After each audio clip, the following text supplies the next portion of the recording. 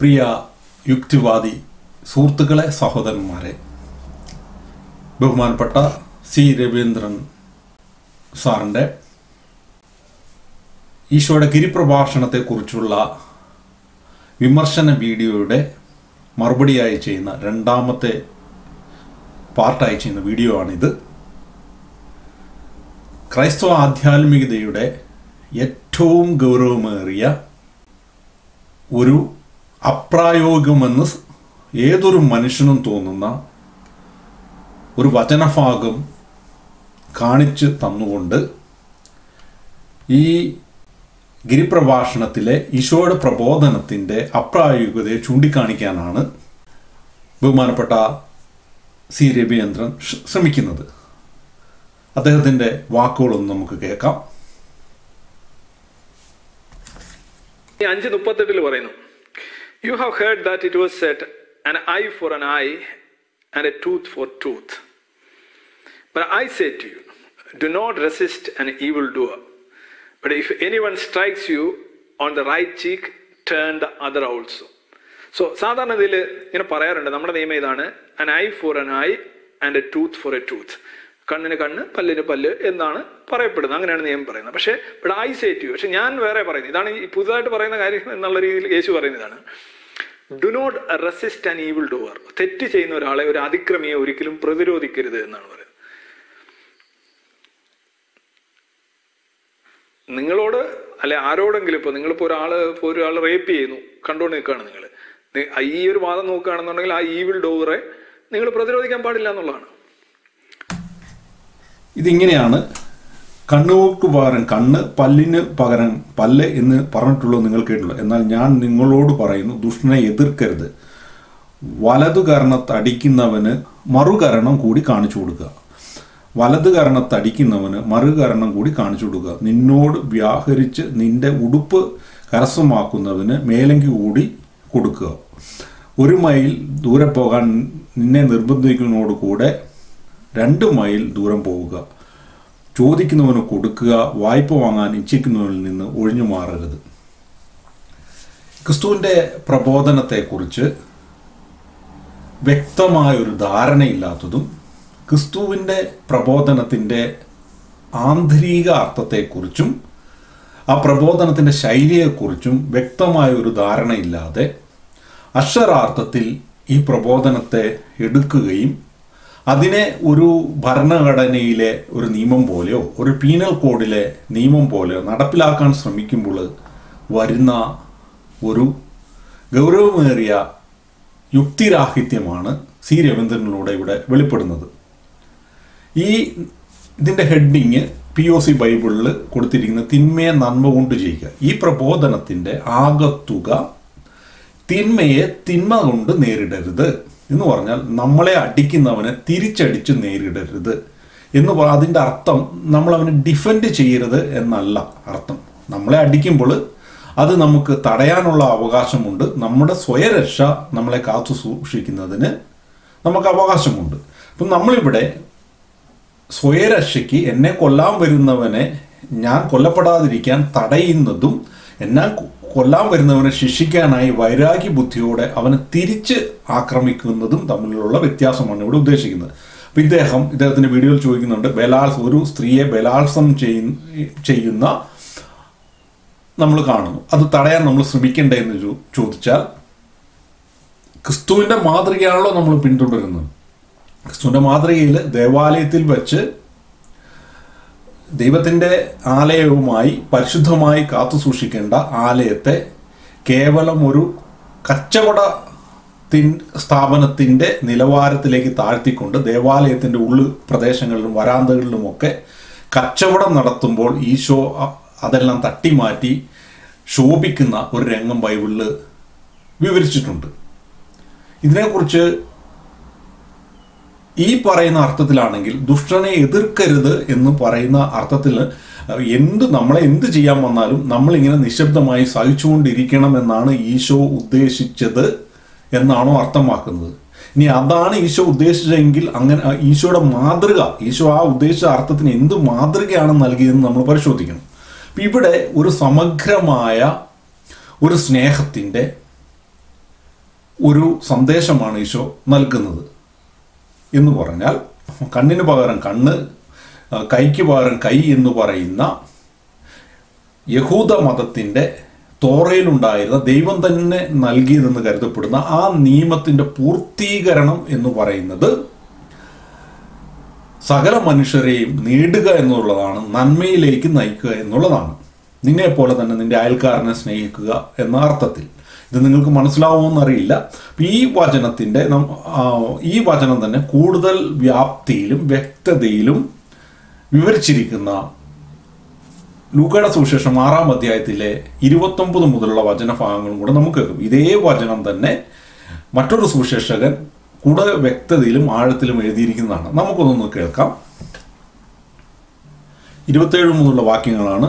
എൻ്റെ വാക്ക് ശ്രമിക്കുന്ന നിങ്ങളോട് ഞാൻ പറയുന്നു, ശത്രുക്കളെ സ്നേഹിക്കുവിൻ, നിങ്ങളെ ദോഷിക്കുന്നവർക്ക് നന്മ ചെയ്യുവിൻ, ശപിക്കുന്നവരെ അനുഗ്രഹിക്കുവിൻ, അധിക്ഷേപിക്കുന്നവർക്ക് വേണ്ടി പ്രാർത്ഥിക്കും. ഒരു ചെകിടത്ത് അടിക്കുന്നവന് മറ്റേ ചെകിട് കൂടി കാണിച്ചു കൊടുക്കുക. മേലെങ്കി എടുക്കുന്നതിനെ കുപ്പായം കൂടി എടുക്കുന്നതിൽ നിന്ന് തടയരുത്.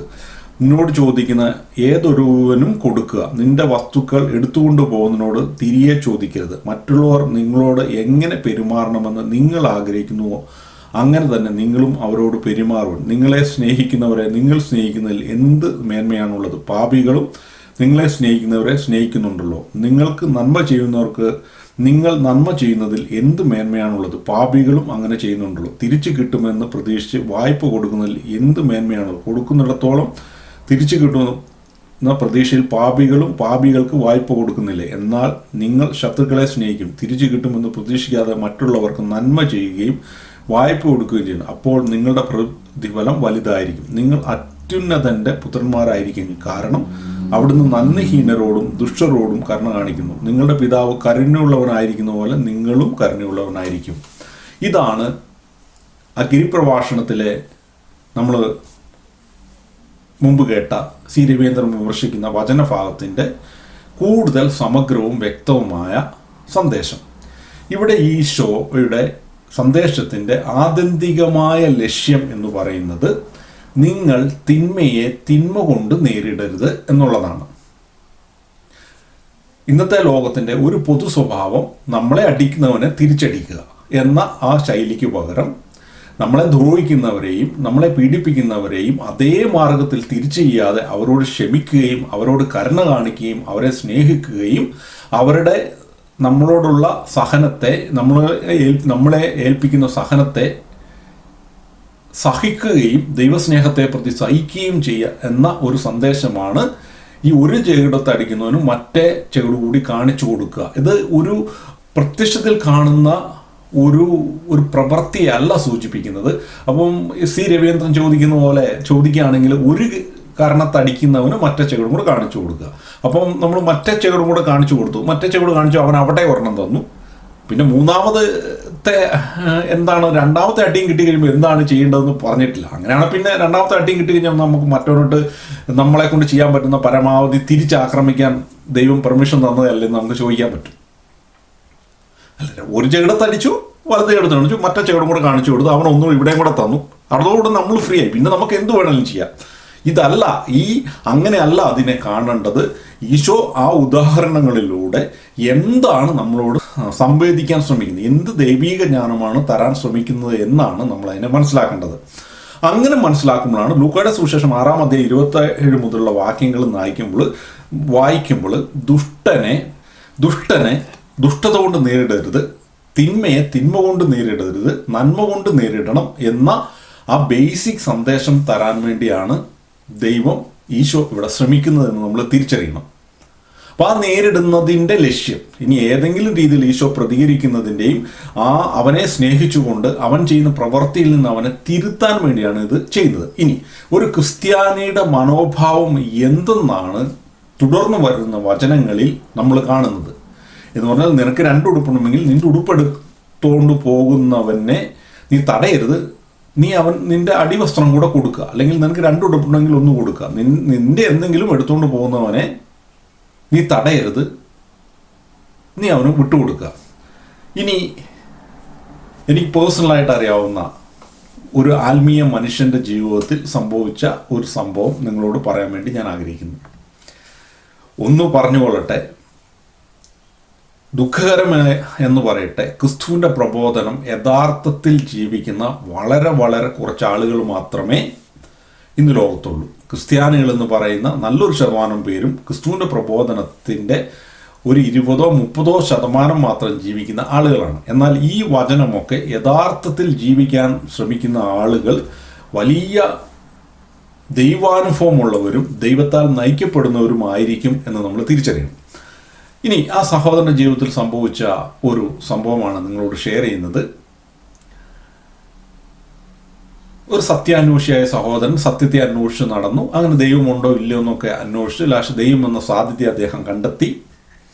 അദ്ദേഹം ഒരു ക്രിസ്ത്യാനിയായി ജനിച്ചതുകൊണ്ട് അദ്ദേഹം തീരുമാനിച്ചു, ഒരു ദിവസം അദ്ദേഹം ഒരു ചർച്ചിൽ പോയിരുന്ന് പ്രാർത്ഥിക്കുകയായിരുന്നു. അപ്പോൾ അദ്ദേഹം തീരുമാനിച്ചു, ഇനി ബൈബിൾ സത്യമാണോ എന്ന് പരിശോധിക്കുക. ഇനി വേറൊന്നും വായിക്കുന്നില്ല. ബൈബിളിൽ പറയുന്ന യേശു ക്രിസ്തുവിനെ കുറിച്ചുള്ള പ്രബോധനത്തിൽ, ദൈവത്തെക്കുറിച്ചുള്ള പ്രബോധനത്തിൽ വളരെ വ്യക്തമായി പറയുന്നു, നിന്റെ അപ്പനെയും അമ്മയേക്കാൾ അധികം നിന്നെ സ്നേഹിക്കുന്ന ഒരു സ്വർഗസ്വനായ പിതാവാണ് നിനക്കുള്ളത് എന്ന് പറഞ്ഞാൽ ബൈബിളിലെ ദൈവം ഒരു പിതാവായ, ഭൂമിയിലെ ഒരു പിതാവിനേക്കാൾ സ്നേഹിക്കുന്ന ഒരു പിതാവായ ദൈവം. അപ്പോൾ അദ്ദേഹം ഇരുന്ന് ധ്യാനിച്ചു, എൻ്റെ ജീവിതത്തിൽ ആ പിതാവായ ദൈവത്തിൻ്റെ സ്നേഹം എനിക്ക് എങ്ങനെ അനുഭവിച്ചറിയാം. അപ്പോൾ അതൊന്ന് പരീക്ഷിച്ചു നോക്കുക എന്ന ലക്ഷ്യത്തോടു കൂടി അദ്ദേഹം ജീവിതത്തിൽ പല പ്രവർത്തികളും ചെയ്യുകയും കുറേയൊക്കെ ദൈവാനുഭവം കിട്ടുകയും ചെയ്തു. എന്ന് പറഞ്ഞാൽ സകലരോട് ക്ഷമിക്കാനും അങ്ങനെ പല രീതിയിലും ബൈബിളിൻ്റെ വെളിച്ചത്തിൽ ജീവിതത്തെയും ജീവിതത്തിൻ്റെ മനോഭാവത്തെയും ക്രമീകരിക്കാൻ തുടങ്ങുകയും ചെയ്തു. അങ്ങനെ ആയിരിക്കുന്ന ഒരു സമയത്ത് അദ്ദേഹത്തിന് തോന്നി, ബൈബിള് വളരെ വ്യക്തമായി ജീവിക്കാം, മറ്റൊരു ഗ്രന്ഥത്തിലേക്കും പോകണ്ട. അദ്ദേഹത്തിന് കിട്ടിയ ദൈവാനുഭവത്തിൻ്റെയൊക്കെ വെളിച്ചത്തിൽ ഈ ബൈബിൾ സത്യമാണെന്നും ബൈബിളിലൂടെ ആഴത്തിൽ ജീവിച്ചാൽ പൂർണ്ണതയിലേക്ക് വളരാൻ പറ്റുമെന്നുമുള്ള ഒരു ബോധ്യത്തിൽ അദ്ദേഹം ദൈവത്തിന് മുമ്പിൽ പോയിരുന്ന്, ദൈവമേ എന്നോട് സംസാരിക്കണമെന്ന് പ്രാർത്ഥിച്ച്, ഞങ്ങൾ ക്രിസ്ത്യാനികളുടെ ഇടയിൽ ഉള്ള ഒരു ദൈവത്തിൻ്റെ സ്വരം കേൾക്കാനുള്ള ഒരു വഴിയാണ് പ്രാർത്ഥിച്ച് അദ്ദേഹം ബൈബിൾ തുറന്ന് വായിച്ചു. അപ്പോൾ അദ്ദേഹത്തിന് കിട്ടിയത് ഈ വചനമാണ്. ഈ വചനം നമുക്കൊന്ന് കേൾക്കാം. കൊടുക്കുക, മേലങ്കി എടുക്കുന്നവനെ കുപ്പായം കൂടി എടുക്കുന്നതിൽ നിന്ന് തടയരുത്. നിന്നോട് ചോദിക്കുന്ന ഏതൊരുവനും കൊടുക്കുക, നിന്റെ വസ്തുക്കൾ എടുത്തുകൊണ്ട് പോകുന്നതിനോട് തിരികെ ചോദിക്കരുത്. ഈ വചനമാണ്, ഈ വചനഭാവമാണ് ഈ സഹോദരൻ്റെ ശ്രദ്ധയിൽ ദൈവം അന്ന് കൊണ്ടുവന്നത്. ഇപ്പം ശരിക്കും പറഞ്ഞാൽ അദ്ദേഹത്തിന് ഒരു ബൈക്കുണ്ട്, ഈ ബൈക്കിനൊരു ഹെൽമെറ്റും ഉണ്ട്. അപ്പോൾ ശരിക്കും ബൈക്ക് അവിടെ അദ്ദേഹം പ്രാർത്ഥിക്കുന്ന പള്ളിയുടെ താഴെ പാർക്കേജിൽ പാർക്ക് ചെയ്തിരിക്കുവാണെങ്കിൽ ഈ വചനത്തിൻ്റെ വെളിച്ചത്തിൽ ചിന്തിച്ചു കഴിഞ്ഞാൽ നമ്മൾ എന്ത് ചെയ്യാൻ പാടില്ല, ആ ബൈക്കിൽ നിന്ന് കീ എടുക്കാൻ പാടില്ല. ഇനി അദ്ദേഹം എവിടെയെങ്കിലും ഹെൽമെറ്റ് വെച്ചിട്ടുണ്ടെങ്കിൽ ഏതെങ്കിലും ഒരു മനുഷ്യൻ അദ്ദേഹത്തിൻ്റെ ബൈക്ക് എടുത്തുകൊണ്ട് പോവുകയാണ്, ചോദിക്കാതെ എടുത്തുകൊണ്ട് പോവുകയാണെങ്കിൽ ഈ വചനത്തെ അക്ഷരാർത്ഥത്തിൽ എടുത്താൽ ചെയ്യേണ്ടത് എന്താണ്? സഹോദര, ഈ ബൈക്കും കൂടെ നിങ്ങൾ കൊണ്ടുപോക്കോ, അല്ല ഈ ഹെൽമെറ്റും കൂടെ നിങ്ങൾ കൊണ്ടുപോക്കോ എന്നാണ് പറയേണ്ടത്. അപ്പോൾ അദ്ദേഹത്തിന് ഒരു കടയുണ്ടായിരുന്നു. അപ്പോൾ നാളെ തൊട്ട് കടയുടെ ഡോറ് തുറന്നിടണം, കാരണം അത് പൂട്ടാൻ പാടില്ല. ആരെങ്കിലും എടുത്തുകൊണ്ട് പോകുന്നുണ്ടെങ്കിൽ എടുത്തുകൊണ്ട് പോകട്ടെ. സ്വാഭാവികമായും നമുക്ക് തോന്നാം ഒരു വലിയ വട്ടാണ് എന്ന് തോന്നാം. ശരിയാണ്, അതൊരു വട്ട് തന്നെയാണ് എന്ന് നമുക്ക് ചിന്തിക്കാം. ഇങ്ങനെയൊക്കെ ചിന്തിച്ച് അദ്ദേഹം ദൈവത്തിനു മുമ്പിൽ ശക്തമായ ഒരു തീരുമാനമെടുത്തു. എൻ്റെ ജീവിതത്തിൽ എന്തു സംഭവിച്ചാലും ഇന്ന് തൊട്ട് ഈ വചനം ജീവിക്കാൻ തുടങ്ങുകയാണ്. അങ്ങനെ അദ്ദേഹം അവിടെ നിന്ന് പ്രാർത്ഥിച്ച് എണീക്കാൻ തുടങ്ങുമ്പോൾ അദ്ദേഹം ഒരു ദൈവത്തിൻ്റെ മെസ്സേജ് അദ്ദേഹത്തിന് ലഭിക്കുകയാണ്. അദ്ദേഹത്തിൻ്റെ ഉള്ളിൽ നിന്ന് ഒരു സ്വരം അദ്ദേഹം കേൾക്കുകയാണ്. മകനെ, നിന്റെ വസ്തുക്കൾ എടുത്തുകൊണ്ട് പോകുന്നവരെ തടയരുതെന്നല്ലേ വചനത്തിൽ പറഞ്ഞിരിക്കുന്നത്? അതെ. അതുകൊണ്ട് നീ ഈ നിമിഷം തന്നെ നിനക്കുള്ള സർവസ്വവും നീ എനിക്ക് സമർപ്പിക്കുക. എന്നിട്ട് ഞാൻ പറയുന്നതനുസരിച്ച് നീ അത് ഉപയോഗിക്കുക. അവിടെ എന്താ സംഭവിക്കുന്നത്? നമുക്കൊന്ന് ചിന്തിച്ചു നോക്കാം. എനിക്കുള്ള സർവ്വതും, എനിക്കുള്ള സകല സമ്പത്തും, എനിക്കുള്ള സർവ്വവും ഞാൻ വേറൊരാൾക്ക് കൊടുക്കുന്നു. അയാൾ എനിക്ക് പെർമിഷൻ തരുന്നതനുസരിച്ച് ഞാൻ ഉപയോഗിക്കുന്നു. അങ്ങനെ വന്നു കഴിയുമ്പോൾ എൻ്റെ ഒരു സാധനം എടുത്തുകൊണ്ട് പോവുക എന്ന ഒരു പ്രശ്നം വരുന്നില്ല. നിങ്ങൾ പറയും, എനിക്കറിയാം ഇതൊരു വലിയ വ്യാഖ്യാന ഫാക്ടറിയാണ് എന്ന് നിങ്ങൾ പറയും. പക്ഷേ ക്രിസ്തുവിൻ്റെ പ്രബോധനത്തിൻ്റെ ആകത്തുക ആഴത്തിൽ മനസ്സിലാക്കി കഴിഞ്ഞാൽ ക്രിസ്ത്യാനികൾ വിശ്വസിക്കുന്നത് ഇങ്ങനെ തന്നെയാണ് എന്ന് നിങ്ങൾക്ക് മനസ്സിലാവും. കാരണം ക്രിസ്തു ബൈബിൾ പറയുന്നുണ്ട്, എൻ്റെ പിതാവ് പറയാത്തതോ എൻ്റെ പിതാവ് ചിന്തിക്കാത്തതോ എൻ്റെ പിതാവിൻ്റെ ഇഷ്ടമല്ലാത്തതോമായ ഒന്നും ഞാൻ പ്രവർത്തിക്കുന്നില്ല എന്ന്. അപ്പോൾ ഒരു ക്രിസ്ത്യാനിയുടെ ഏറ്റവും വലിയ ഉത്തരവാദിത്വം എന്ന് പറയുന്നത് ദൈവ തിരുവേഷം അനുനിമിഷം നിറവേറ്റുക എന്നുള്ള, എല്ലാ തരത്തിലും അനുനിമിഷം നിറവേറ്റുക എന്നുള്ളതാണ്. ഇനി നീ നിന്റെ പൂർണ്ണ മനസ്സോടും പൂർണ്ണ ഹൃദയത്തോടും പൂർണ്ണ ആത്മാവോടും പൂർണ്ണ ശക്തിയോടും കൂടി ദൈവത്തെ സ്നേഹിക്കുക എന്നുള്ളതാണ് ഏറ്റവും പരമപ്രധാനമായ കൽപ്പന. അതിന് തുല്യമായ രണ്ടാമത്തെ കൽപ്പന നിന്നെ പോലെ നിന്റെ അയൽക്കാരനെ സ്നേഹിക്കുക. പക്ഷെ ഒന്നാമത്തെ കൽപ്പന ഒരാൾ പൂർണ്ണമായും ചെയ്യുമ്പം രണ്ടാമത്തെ കൽപ്പന ചെയ്യുന്നത് അവനിലേക്ക് വരുന്ന ദൈവത്തിൻ്റെ ആത്മാവാണ്. അതവിടെ നിൽക്കട്ടെ. അപ്പോൾ ഈ ഒരു ഇതാണെങ്കിൽ നമ്മളൊരു വ്യക്തിയെ പരിപൂർണമായി സ്നേഹിക്കുക എന്ന് പറഞ്ഞാൽ പരിപൂർണമായ ആ വ്യക്തിക്ക് നമ്മളെ തന്നെ സമർപ്പിക്കുകയാണ്, നമുക്കുള്ള സർവ്വവും സമർപ്പിക്കുകയാണ് നമ്മൾ ചെയ്യുന്നത്. ആ അർത്ഥത്തിൽ ചിന്തിക്കുമ്പോഴും ഈ ദൈവിക സന്ദേശം കറക്റ്റാണ്. അപ്പോൾ ആ സഹോദരൻ എന്ത് ചെയ്തു? ആ സഹോദരനുള്ള സർവ്വവും ആ നിമിഷം തന്നെ ദൈവത്തിന് സമർപ്പിച്ചു. പിതാവായ ദൈവമേ, ഇതാ എനിക്കുള്ള സർവസ്വം ഇനി മുതൽ നിനക്കുള്ളതാണ്, നീ എന്നോട് ഏതായാലും സംസാരിച്ചു, ഇനി ഞാനിത് എങ്ങനെയാണ് ഉപയോഗിക്കേണ്ടത്. അപ്പം ആ സഹോദരന് കിട്ടിയ മെസ്സേജ് ഇതാണ്: വചനമനുസരിച്ച് ഉപയോഗിക്കുക. വിശുദ്ധ ബൈബിളിൽ ഒരു ക്രിസ്ത്യാനി എങ്ങനെ ജീവിക്കണമെന്ന് പറഞ്ഞിട്ടുണ്ടോ അതനുസരിച്ചാണ് അവൻ ജീവിക്കേണ്ടത്. അതാണ് അതിൻ്റെ പ്രാഥമിക സ്റ്റേജ്. ഇനി റോമാക്കാർക്ക് എഴുതിയ ലേഖനത്തിൽ വളരെ വ്യക്തമായി ഒരു ക്രിസ്ത്യാനി, യഥാർത്ഥ ക്രിസ്ത്യാനിയും ഒരു ഭൗതിക മനുഷ്യനും തമ്മിലുള്ള വ്യത്യാസം പറയുന്നുണ്ട്. ദൈവത്തിൻ്റെ ആത്മാവിനാൽ നയിക്കപ്പെടുന്നവരാണ് ആത്മീയ മനുഷ്യരെന്നും ജഡത്തിൻ്റെ പ്രവണതകൾക്കനുസരിച്ച് വ്യാപരിക്കുന്നവരാണ് ജഡിക മനുഷ്യരുമെന്നും രണ്ടായിട്ട് വിശ്വാസികളെയും അല്ലാത്തവരെയും കൃത്യമായി വിഭജിക്കുന്നത് റോമാക്കാർക്ക് എഴുതിയ ലേഖനം 8-ാം അധ്യായത്തിൽ നമ്മൾ കാണാം. ഞാൻ നിങ്ങളോട് പറയുന്നത്, പ്രിയപ്പെട്ട യുക്തിവാദി സഹോദരങ്ങളെ, നിങ്ങളിത് വിശ്വസിച്ചോ വിശ്വസിച്ചില്ലോ എന്നുള്ളതല്ല. ഒരു ക്രിസ്ത്യാനി എങ്ങനെയാണ് തൻ്റെ ഗ്രന്ഥത്തെ താൻ വിശുദ്ധമായി കാണുന്ന, നിത്യസത്യമായി കാണുന്ന ദൈവവചനത്തെ വിശ്വസിക്കുന്നതെന്നും ആ ദൈവവചനത്തെ എങ്ങനെയാണ് അപ്രായോഗികമാണെന്ന് നിങ്ങൾക്ക് തോന്നുന്ന, അല്ലെങ്കിൽ സി രവിചന്ദ്രന് തോന്നുന്ന അപ്രായോഗികമാണെന്ന് തോന്നുന്ന ഏറ്റവും ഗൗരവമേറിയ വചനത്തെ ജീവിക്കുന്നതും എന്ന് പറയാനാണ് നിങ്ങളുടെ മുന്നിൽ ഞാൻ ശ്രമിക്കുന്നത്. അപ്പോൾ ഈ സഹോദരൻ ആ നിമിഷം തന്നെ ആ ദൈവസ്വരം കേട്ട് തനിക്കുള്ളതെല്ലാം ദൈവത്തിന് സമർപ്പിച്ചു. ഇനിയാണ് ഇതിൻ്റെ ഏറ്റവും പ്രധാനപ്പെട്ട ഒരു വശം വരുന്നത്. അപ്പോൾ ആ നിമിഷം തൊട്ട് ആ സഹോദരൻ്റെ ഒരു ഉദാഹരണം പറഞ്ഞാൽ, ആ സഹോദരൻ്റെ ബൈക്ക് ആ സഹോദരൻ്റെ അല്ല, ദൈവം ആ സഹോദരന് നൽകിയിരിക്കുന്നതാണ് ഉപയോഗിക്കാൻ വേണ്ടി. സഹോദരന് സ്വന്തമായിട്ടൊന്നുമില്ല. ഒരപ്പൻ മകന് പല സൗകര്യങ്ങളും ചെയ്തു എന്നുള്ളത് ഞങ്ങൾ സ്വർഗ്ഗസ്വനായ പിതാവ് മക്കൾക്ക് കൊടുക്കുന്നത് പോലെ കൊടുത്തിരിക്കുന്നതാണ്.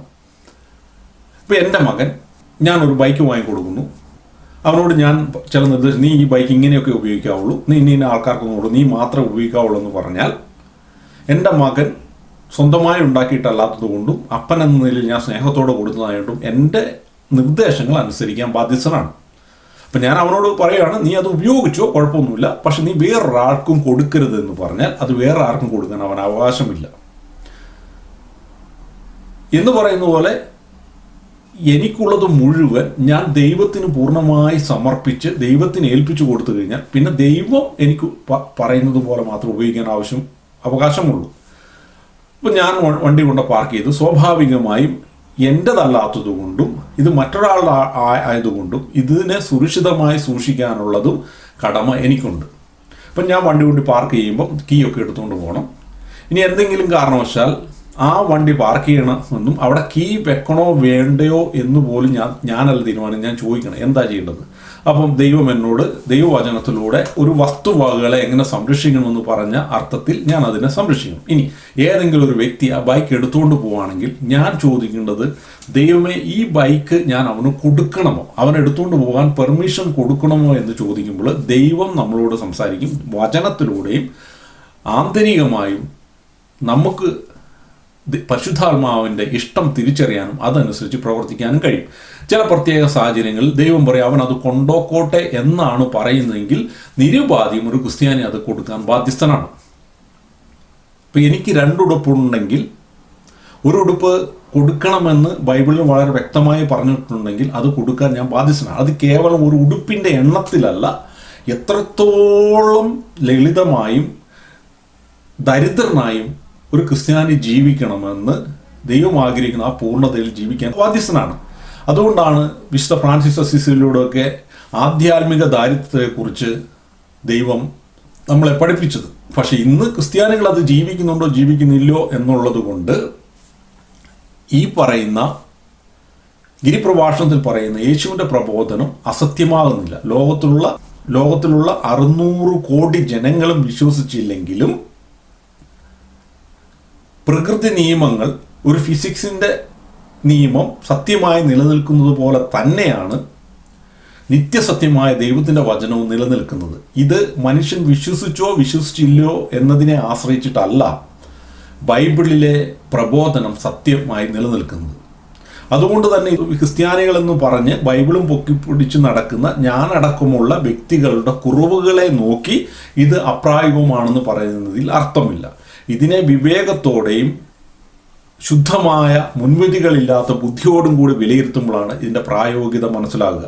അപ്പം ഞാൻ പറഞ്ഞു വന്നത്, ദൈവത്തിൻ്റെ വചനം ഒരു വ്യക്തിക്ക് ജീവിക്കണമെങ്കിൽ ദൈവത്തിൻ്റെ സഹായമില്ലാതെ സാധിക്കുകയില്ല. ദൈവവിശ്വാസമില്ലാത്ത, ദൈവത്തിൻ്റെ ആത്മാവിൻ്റെ സഹായമില്ലാത്ത ഒരു വ്യക്തിയെ സംബന്ധിച്ചോളം തികച്ചും അപ്രായോഗികമായ ഒരു കാഴ്ചപ്പാടാണ് ഇത്.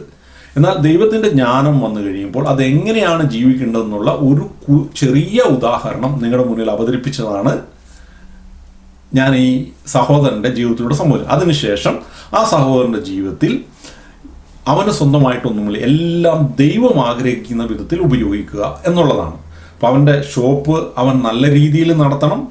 ആ ഷോപ്പിൽ നിന്ന് കൊടുക്കുന്ന സർവീസ് ദൈവമഹത്വത്തിനായി അവൻ ദൈവം ആഗ്രഹിക്കുന്ന രീതിയിൽ നടത്തണം. അപ്പോൾ കള്ളവും വഞ്ചനയും ഒന്നുമില്ലാതെ രാജ്യത്തിൻ്റെ നിയമങ്ങളൊക്കെ അനുസരിച്ച്, നമുക്കറിയാം ബൈബിളിൽ പറയുന്നുണ്ട് സീസറിനുള്ളത് സീസറിനും ദൈവത്തിനുള്ളത് ദൈവത്തിനും എന്ന് പറയുമ്പോൾ ഒരു ജനാധിപത്യ രാജ്യത്ത് രാജാവിൻ്റെ നിയമങ്ങൾ അനുസരിക്കാൻ, അല്ലെങ്കിൽ ക്രൈസ്തവ മൂല്യങ്ങൾക്ക് വിരുദ്ധമല്ലാത്ത രാജാവിന്, ദൈവത്തിന് 1ാം സ്ഥാനം കൊടുക്കൊണ്ടാണ് അത് പറയുന്നത്, രാജാവിൻ്റെ നിയമങ്ങളൊക്കെ അനുസരിച്ച് തന്നെ, അല്ലെങ്കിൽ ഒരു ജനാധിപത്യ രാജ്യത്തിൻ്റെ നിയമങ്ങൾക്ക് അനുസരിച്ച് തന്നെ വഞ്ചനയും കളവുമില്ലാതെ വിശ്വസ്തയോടെ ആ ബിസിനസ് നടത്തുകയും അതിൽ നിന്ന് കിട്ടുന്ന ന്യായമായ ലാഭത്തിൻ്റെ അവന് മിതമായി ജീവിക്കാൻ ആവശ്യമുള്ളത് സ്വയം ഉപയോഗിക്കും, ബാക്കി ജീവകാരുണ്യ പ്രവർത്തനങ്ങൾക്ക് ദരിദ്രരെ സഹായിക്കാൻ ഒക്കെ ഉപയോഗിക്കാൻ അവൻ കടപ്പെട്ടവനാണ്. എല്ലാ ക്രിസ്ത്യാനിയും അങ്ങനെ തന്നെയാണ് ചെയ്യേണ്ടത്. പക്ഷെ ചെയ്യുന്നുണ്ടോ ഇല്ലയോ എന്നുള്ളത് പ്രിയ സഹോദരന്മാരെ മറ്റൊരു ചോദ്യമാണ്. ബൈബിളിൽ ഒരു സ്ഥലത്തും ക്രിസ്ത്യാനി ആയതുകൊണ്ടോ യേശു ക്രിസ്തുവിൽ കേവലം വിശ്വസിച്ചുകൊണ്ടോ അവന് നിത്യജീവൻ ലഭിക്കും എന്ന് പറയുന്നില്ല. കർത്താവെ കർത്താവ് എന്ന് വിളിക്കുന്നവനല്ല, എൻ്റെ വാക്കുകൾ അനുസരിച്ച് ജീവിക്കുന്നവനാണ് എന്നിൽ വിശ്വസിക്കുന്നത് എന്ന് പറയുമ്പോൾ, എന്നിൽ വിശ്വസിക്കുന്ന രക്ഷ പ്രാപിക്കുന്നു എന്നൊക്കെ പറയുമ്പോൾ ഈ വചനം സത്യസന്ധതയോടെ ജീവിക്കാൻ എത്രമാത്രം ഒരു വ്യക്തി, ഈ വചനഭാഗം തന്നെ എന്ന് വേണമെങ്കിൽ പറയാം, സത്യസന്ധതയോടെ ജീവിക്കാൻ ഒരു വ്യക്തി എത്രമാത്രം പൂർണ്ണതയോടെ പരിശ്രമിച്ചു എന്നതിൻ്റെ അളവാണ് ഒരു വ്യക്തിയുടെ രക്ഷ എന്ന് വേണമെങ്കിൽ നമുക്ക് പറയാം. അപ്പോൾ ഈ ഗിരിപ്രഭാഷണത്തിൻ്റെ ഈ സന്ദേശത്തിൻ്റെ സ്വഭാവത്തെ നമ്മൾ ആഴത്തിൽ ഒന്ന് ധ്യാനിച്ചു കഴിഞ്ഞാൽ തന്നെ ഈ ലോകത്ത് നന്മ എങ്ങനെയാണ് കൈവരുന്നതെന്നും, ഇങ്ങനെ മാത്രം ചെയ്തെങ്കിലെങ്കിൽ തിന്മയെ തിന്മ കൊണ്ട് നേരിടാതെ തിന്മയെ നന്മ കൊണ്ട് നേരിട്ടാൽ മാത്രമേ ഈ ലോകത്ത് ഭൗതിക അർത്ഥത്തിൽ പോലും സ്വർഗരാജ്യം, അല്ലെങ്കിൽ സ്വർഗരാജ്യം എന്ന് പറഞ്ഞാൽ നന്മ നിറഞ്ഞ സമാധാനം നിറഞ്ഞ ഒരു ഭൗതിക രാജ്യം പോലും നിറവേറുകയുള്ളൂ നമുക്ക് മനസ്സിലാക്കും. ഉദാഹരണം പറഞ്ഞു കഴിഞ്ഞാൽ, ഇപ്പം ഞാൻ ഒരാളെ തല്ലുന്നു, ആ തല്ലുകൊണ്ട ആൾക്ക് തിരിച്ച് തല്ലിയാൽ മാത്രമേ അതിന് പരിഹാരമാവുകയുള്ളൂ എന്ന് അവൻ ചിന്തിച്ചു കഴിഞ്ഞാൽ, ആ തിരിച്ച് തല്ല എനിക്ക് കിട്ടുന്നത് വരെ അവിടെ സമാധാനമില്ല, ശത്രുത മാത്രമാണ്. സ്വാഭാവികമായി അവൻ തല്ലുമ്പോൾ ആ തല്ലിൽ നിന്ന് രക്ഷ നേടാൻ ഡിഫെൻഡ് ചെയ്യാനായിട്ട് ഞാൻ വീണ്ടും ശ്രമിക്കും. അങ്ങനെ ഒരു കലഹത്തിൻ്റെ അന്തരീക്ഷമാണ് അവിടെ ഉണ്ടാവുക. അതേ സ്ഥാനത്ത് ഞാൻ ഒരാളെ തല്ലി, ആ സഹോദരൻ അങ്ങ് വിചാരിച്ചു ഞാൻ തിരിച്ചു തല്ലുന്നില്ല, ആ സഹോദരൻ പ്രതികരിക്കും, സഹോദര നീ ചെയ്ത് 100% തെറ്റാണ്, നീ എന്നെ തല്ലാൻ പാടില്ലായിരുന്നു എന്നൊക്കെ പറയുമെങ്കിൽ പോലും എന്നെ തിരിച്ചു തല്ലുന്നില്ല. ഇനി അത് ഞാൻ തല്ലാൻ തുടങ്ങുമ്പോൾ ആ സഹോദരൻ ഡിഫെൻഡ് ചെയ്യാമില്ല, എൻ്റെ അടിയെ തടുക്കാൻ പറ്റുമെങ്കിൽ അദ്ദേഹം തടുക്കരുതെന്ന് ബൈബിളിൽ പറയുന്നില്ല, തടുക്കും, അല്ലെങ്കിൽ ക്രിസ്തുവിൻ്റെ മാതൃകയിൽ പറയുന്നില്ല, തടുക്കും, പക്ഷെ തിരിച്ചിങ്ങോട്ട് ആക്രമിക്കത്തില്ല. ഈ ഒരു നിലപാട് ഡിഫെൻസീവ് നിലപാട് മാത്രം സ്വീകരിക്കുകയാണെങ്കിൽ തന്നെ അവിടെ സമാധാനം. ഇനി തല്ലങ്ങ് കൊണ്ടുവന്ന് വിചാരിക്കുക, ആ തല്ല് വാങ്ങിയതിനു ശേഷം തിരിച്ചു തല്ലുന്നില്ല, അതങ്ങ് ക്ഷമിക്കുകയാണെങ്കിൽ തന്നെ അവിടെ സമാധാനം ഉണ്ടാവുകയാണ് ചെയ്യുന്നത്. അപ്പം ഇവിടെ ക്രിസ്തുവിൻ്റെ പ്രബോധനത്തിൻ്റെ ആകത്തുക എന്ന് പറയുന്നത് ക്രിസ്ത്യാനി എങ്ങനെയാണ് ക്രിസ്തു മതം പ്രചരിപ്പിക്കുന്നത് എന്നുള്ള അർത്ഥത്തിലാണ്. എന്നെങ്കിൽ ക്രിസ്തുവിൻ്റെ ആശയങ്ങൾ ഈ ലോകത്തിലേക്ക് പ്രചരിപ്പിക്കുന്നത് ദുഷ്ടനെ എതിർക്കരുത്, തിന്മയെ നന്മ കൊണ്ട് നേരിടുക. ഇപ്പം നന്മ, ബൈബിളിൻ്റെ കാഴ്ചപ്പാടിൽ നന്മ എന്ന് പറയുന്നത് ദൈവ തിരുവേഷ്ടമാണ്. ഞാനിപ്പോൾ ഒരാളെ കൊല്ലണം എന്നാണ് ദൈവത്തിൻ്റെ ഇഷ്ടം എങ്കിൽ ബൈബിളിൻ്റെ കാഴ്ചപ്പാടിൽ ഞാൻ കൊല്ലുന്നതാണ് ശരി. അവിടെ ഞാൻ കൊല്ലാതെ പോയി കഴിഞ്ഞാൽ അത് തിന്മയാണ്. അപ്പോൾ ഒരു വിഷയത്തെ വിമർശിക്കാൻ തയ്യാറാകുമ്പോൾ ആ വിഷയത്തിൻ്റെ ഉള്ളിൽ നിന്നുകൊണ്ട് ആ വിഷയം എങ്ങനെയാണ് കാര്യങ്ങളെ അവതരിപ്പിക്കുന്നതെന്ന് മനസ്സിലാക്കിയിട്ട് അതിൻ്റെ പ്രായോഗികതയാണ് വിമർശിക്കാൻ ശ്രമിക്കേണ്ടത്. അല്ലാതെ പുറത്തുനിന്ന് നോക്കി അതിനെ അക്ഷരാർത്ഥത്തിലെടുത്ത് വിമർശിച്ചു കഴിഞ്ഞാൽ രവീന്ദ്രൻ സാറ് ചിരിക്കുന്നത് പോലെ ആക്ഷേപഹാസ്യത്തോടു കൂടി ചിരിക്കാൻ മാത്രമേ സാധിക്കുകയുള്ളൂ. പ്രിയപ്പെട്ട സഹോദരന്മാരെ, നിങ്ങൾ ലൂക്കായുടെ സുവിശേഷം 6-ാം അധ്യായം 27 മുതലുള്ള വാക്യങ്ങളും സി രവീന്ദ്രൻ മാഷ് വിമർശനാത്മകമായി അവതരിപ്പിക്കുന്ന മത്തായിയുടെ സുവിശേഷം 5-ാം അധ്യായം 38 മുതലുള്ള വാക്യങ്ങളും ഒക്കെ നമ്മൾ വായിച്ചു കഴിഞ്ഞാൽ അതിലൂടെ യേശു ക്രിസ്തു എന്താണ് പറയാൻ ശ്രമിക്കുന്നത്, എന്തൊരാശയമാണ് പകരാൻ ശ്രമിക്കുന്നത് എന്ന് മനസ്സിലാകുമ്പോഴാണ് ആ ആശയത്തിൻ്റെ മഹത്വം, തിന്മയെ നന്മ കൊണ്ട് ജയിക്കുക എന്ന് പറയുന്ന ആശയത്തിൻ്റെ മഹത്വം നമുക്ക് മനസ്സിലാകുക. എന്നതുകൊണ്ട് പ്രതികരിക്കരുത് എന്നുള്ള അർത്ഥത്തിലല്ല. പ്രതികരണം ചില സമയത്ത് നന്മ ആകും. ഇപ്പം ചൈന ഇന്ത്യ ആക്രമിക്കാൻ വരുന്നു, ഇന്ത്യക്കാരെ ഡിഫെൻഡ് ചെയ്യുന്നത് നന്മയാണത്. കാരണം സ്വയരക്ഷയ്ക്ക് വേണ്ടി, സ്വന്തം നിലനിൽപ്പിന് വേണ്ടി മനുഷ്യൻ, ഒരു രാജ്യം ശ്രമിക്കുന്നത് നന്മയാണ്. അതേ സ്ഥാനത്ത് തിരിച്ചാക്രമിക്കുമ്പോൾ അത് തിന്മയാകും. കാരണം മറ്റൊരാളുടെ നിലനിൽപ്പിനെ നമ്മൾ തകർക്കാൻ ശ്രമിക്കുകയാണ് ചെയ്യുന്നത്. ഇനി ഇവിടെ ഒരു കരണത്തടിക്ക് മറ്റേ കർണം കൂടെ കാണിച്ചു കൊടുക്കുക എന്ന് പറയുമ്പോൾ യഥാർത്ഥത്തിൽ തന്നെ ആക്രമിക്കുന്ന ശത്രുക്കളോട്, തന്നെ ദ്രോഹിക്കുന്നവരോട് എന്ത് നിലപാടായിരിക്കണം എൻ്റെ ഉള്ളിൻ്റെ ഉള്ളിൽ ഉണ്ടാകേണ്ടത് എന്ന് കാണിക്കാൻ വേണ്ടിയാണ്. എന്ന് പറഞ്ഞു കഴിഞ്ഞാൽ അവൻ എന്നെ ദ്രോഹിക്കുമ്പോഴും അവൻ എന്നെ പീഡിപ്പിക്കുമ്പോഴും എൻ്റെ കർണത്തടിക്കുമ്പോഴും എല്ലാം അവനോട് സ്നേഹവും കരുണയുമായിരിക്കണം എനിക്കുണ്ടാകേണ്ടത്. അവനെ ഞാൻ വെറുക്കരുത്. അവൻ്റെ ആ തെറ്റ് അവനെ കൊണ്ട് മനസ്സിലാക്കിച്ച് അവനെ തിരിച്ചു കൊണ്ടുവരാനും എൻ്റെ പക്ഷത്തേക്കാക്കുവാനും മറ്റൊരാളുടെ കർണത്തടിക്കുന്നത് തെറ്റാണ് എന്ന് തിരിച്ചറിഞ്ഞ് അവൻ ഒരു നന്മയുടെ മാതൃക സ്വീകരിക്കുന്നവരാക്കി മാറ്റാനുമാണ് ഞാൻ ശ്രമിക്കേണ്ടത് എന്ന അർത്ഥത്തിലാണ് ഇവിടെ ഇത് ഉപയോഗിച്ചിരിക്കുന്നത്. കാരണം ഇവിടെ ഇത് മാത്രമല്ല, ഇതിൻ്റെ അടിയിൽ പല കാര്യങ്ങളും പറയുന്നുണ്ട്. നിന്നെ ദ്രോഹിക്കാൻ വരുന്ന ഒരു വ്യക്തിയോട്, അല്ലെങ്കിൽ നിന്റെ ഉടുപ്പോ നിന്റെ വസ്തുക്കളോ അന്യായമായി എടുക്കാൻ വരുന്ന ഒരു വ്യക്തിയോട് ഒരു തരത്തിലുമുള്ളൊരു വെറുപ്പോ വിരോധമോ നിനക്കുണ്ടാകരുത്. നിനക്ക് ക്രിസ്തുവിൻ്റെ വചനത്തിൽ അധിഷ്ഠിതമായ സ്നേഹമുണ്ടായിരിക്കണം. അപ്പോൾ അവനെ കൊണ്ട് ഒരു കളവ് ചെയ്യിക്കരുത് എന്ന് പറഞ്ഞാൽ അവന് ന്യായമായും ലഭിക്കാൻ അർഹതയില്ലാത്ത എൻ്റെ വസ്തു അവൻ എടുത്തുകൊണ്ട് പോകുമ്പോൾ ഞാൻ സ്നേഹിക്കേണ്ട എൻ്റെ സഹോദരൻ ഒരു കള്ളനായി മാറുക, ക്രിസ്തുവിൻ്റെ വചനത്തിന് വിരുദ്ധമായ ഒരു തെറ്റ് ചെയ്യാൻ തുടങ്ങുകയാണ്. ആ അർത്ഥത്തിൽ ആ തെറ്റിൽ നിന്ന് അവനെ ഞാൻ തടയണം, അവനെ പിന്തിരിപ്പിക്കാൻ ശ്രമിക്കണം. ആ കളവ് അവിടെ സംഭവിക്കാതിരിക്കാൻ ഞാൻ പ്രതിരോധിക്കണം. അവനെ ദൈവവചനത്തിൻ്റെ വെളിച്ചത്തിൽ തിരുത്താൻ ശ്രമിക്കണം. അതവൻ്റെ ശാരീരികമായി ആക്രമിച്ചുകൊണ്ടല്ല, ആശയപരമായി തിരുത്താൻ ശ്രമിക്കണം.